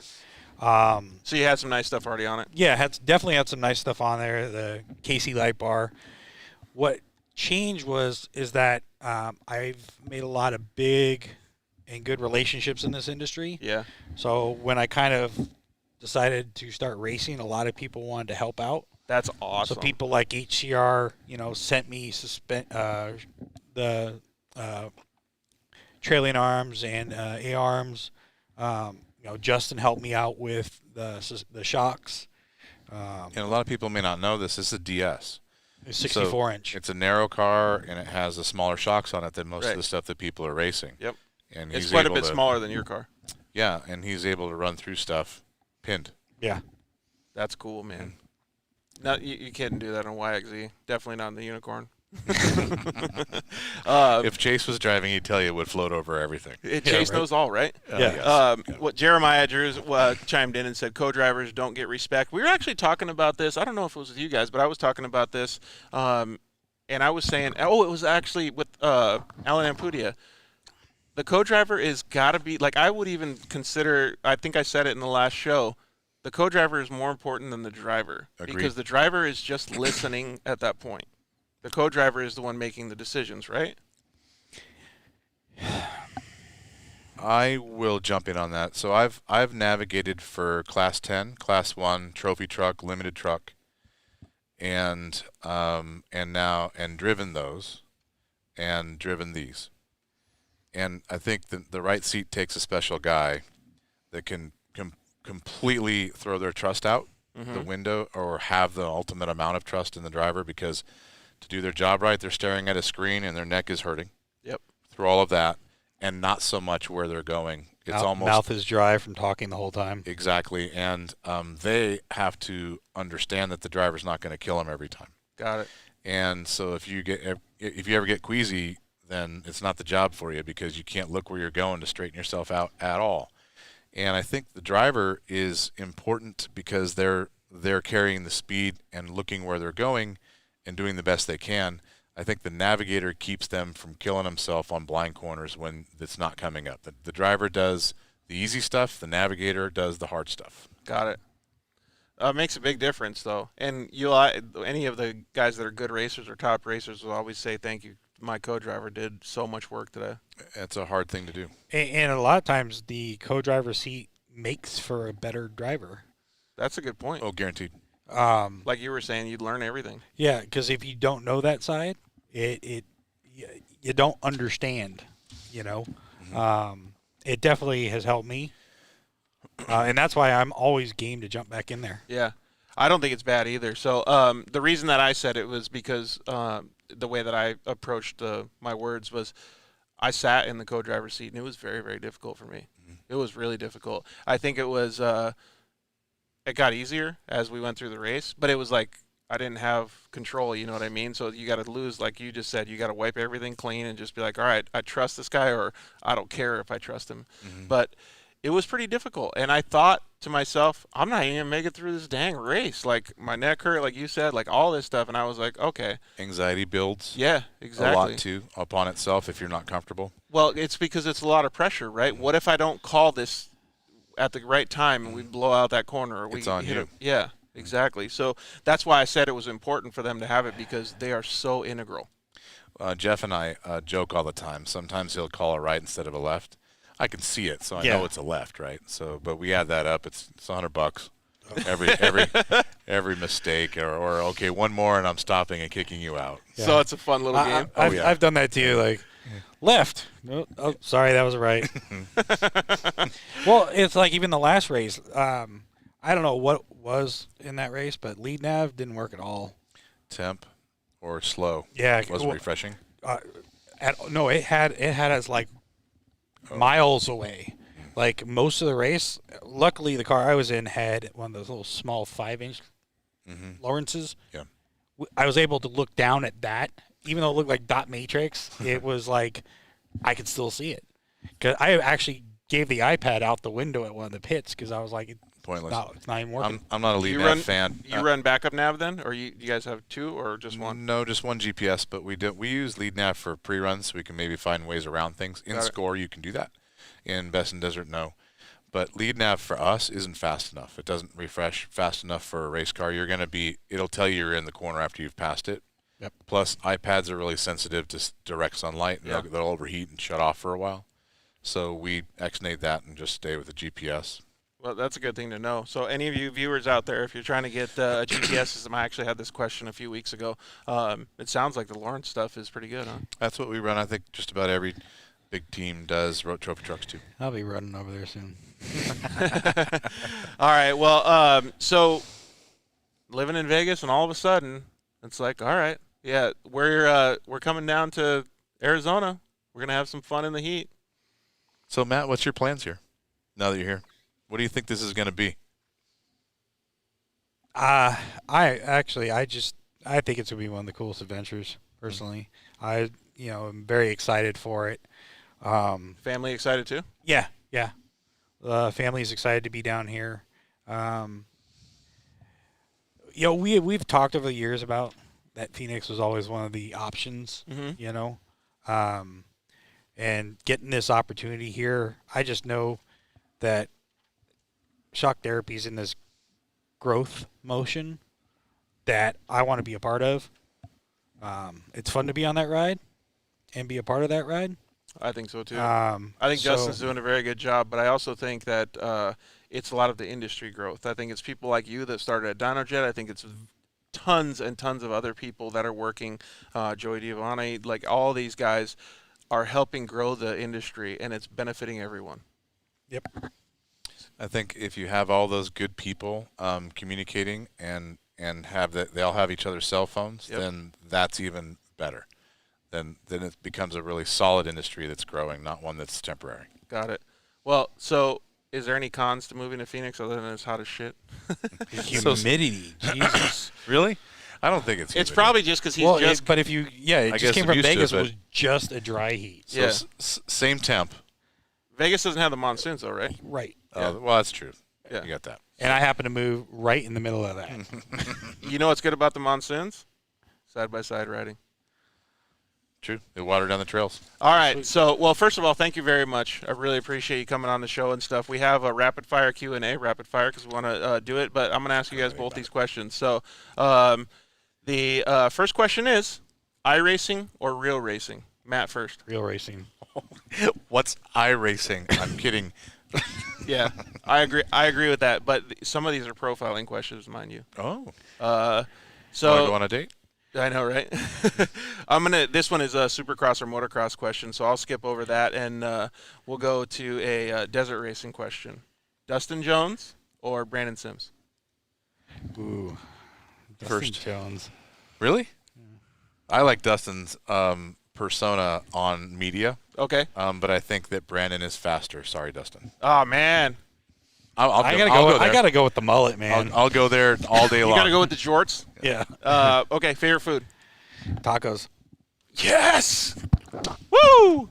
Lasagna. Lasagna. Oh All yeah, we day. asked you this one before. Little Smokies or pizza rolls? Pizza rolls. I don't know what either one of those are. Little Smokies are the little hot dog, little wieners, and Okay. then pizza rolls are just like the pizza pockets, but really small. Well, I like Italian, so I'm going pizza roll. You're going pizza rolls. Favorite soda? Coke. Sprite Sprite. mixed with something alcoholic. Yeah, that's a good one. Another profiling question: Uggs or Crocs? Uggs. Uggs all day. Yeah. So you guys, Cody Sanders is probably going to comment in or something right now too. Well, this one's going to be good for Justin, but this might be a little bit harder for you, Matt. Most memorable race, and it might be one that you didn't drive or co-drive. Might even be a 170 kid. Who knows? Most memorable race. Jeez. A lot of these things, like for me, it was on a dirt bike when I was on an 80. I didn't win the race, but I came back and I passed almost every guy and I almost won the race. Memorable race would have been the night race at Laughlin. Yeah. How about you, Justin? I'm going to go with two of them. The 1,000 that we took 36 hours to do and had a head-on with a local because there was so much involved in that race. And but I'll also throw in the Mint from this year because we podiumed until Dustin took it. Yeah, that son of a gun. That's why Dustin is behind. The That son of a gun. Favorite flavor of ice cream? Chocolate Melted Crunch. Vanilla all day. Vanilla all day. Dogs or cats? Dogs, but we got cats. Dogs, and we have cats. I thought you were going to say gators or kangaroos. Kangaroo. Kangaroo. You're going kangaroo too. Ski or snowboard? Ski. Ski. Netflix or YouTube?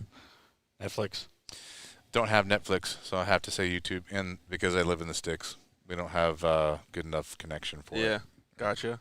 We're skipping this one, burrito or taco. This one is... It's a Supercross or motocross. Best in the desert or score? That's what we're going to pick. Best in the desert, since that's all I know right now. So I'm going to go with Best in Desert because I think that it's got more media and promotion, and it's easier. I'm going to go with Score for the 1,000 because it's the hardest, and you should always try to do the hardest thing and be good at it. Yeah, I agree with that comment, but I'm picking Score just for the tacos. I don't care about the racing. So, what other form of racing would you like to try? It could be water, air, it could be F1, it could be monster trucks, GP, MotoGP. MotoGP. I think that would be pretty sick, but honestly, it looks really hard. I'm a Rossi fan. Yeah, so same always here. been. But Bobier, all those guys are badasses, even in Superbike and stuff. What about you? I'm an F1 geek completely. Yeah. And if I can be involved in that in any way, shape, or form, I wouldn't even have to drive one if I could just rub the suspension That's on one. exactly what my answer was, too. I was like, dude, if I could just, like, look at it or smell it, I'd be fine. If I could get 1% of their intelligence rubbed off on me by me being there, I would have accomplished something. All right. And so the last question is, again, a profiling question. Chips and guacamole or french fries and ketchup? Chips and guacamole. Chips guacamole all day. All day. So, okay. Well, thank you very much. I don't think we have very many more comments that are coming in. I don't know. Jody says, please explain that to my wife. I don't know what that actually means, Jody. How you go racing? Yeah, how do you go and racing? skip your anniversary or a wedding? I'll tell you what. We'll have to ask Skylar after he figures that out. Oh, you guys know who Jody is? No. Oh, no. okay. Yeah. I thought he was talking about that, racing versus. If he's asking about going racing, I suggest you don't have to tell it to your wife. You just got to go get the weekend off and go help a team. For sure. Then ask for permission from the wife. So, well, thank you guys very much for both joining us today. I know we didn't get too far into your story, but I appreciate us having all this shop talk. And we definitely wish you luck on this new chapter, man. It's pretty cool. Thank you. So, and obviously, Justin, you got a badass on your team too.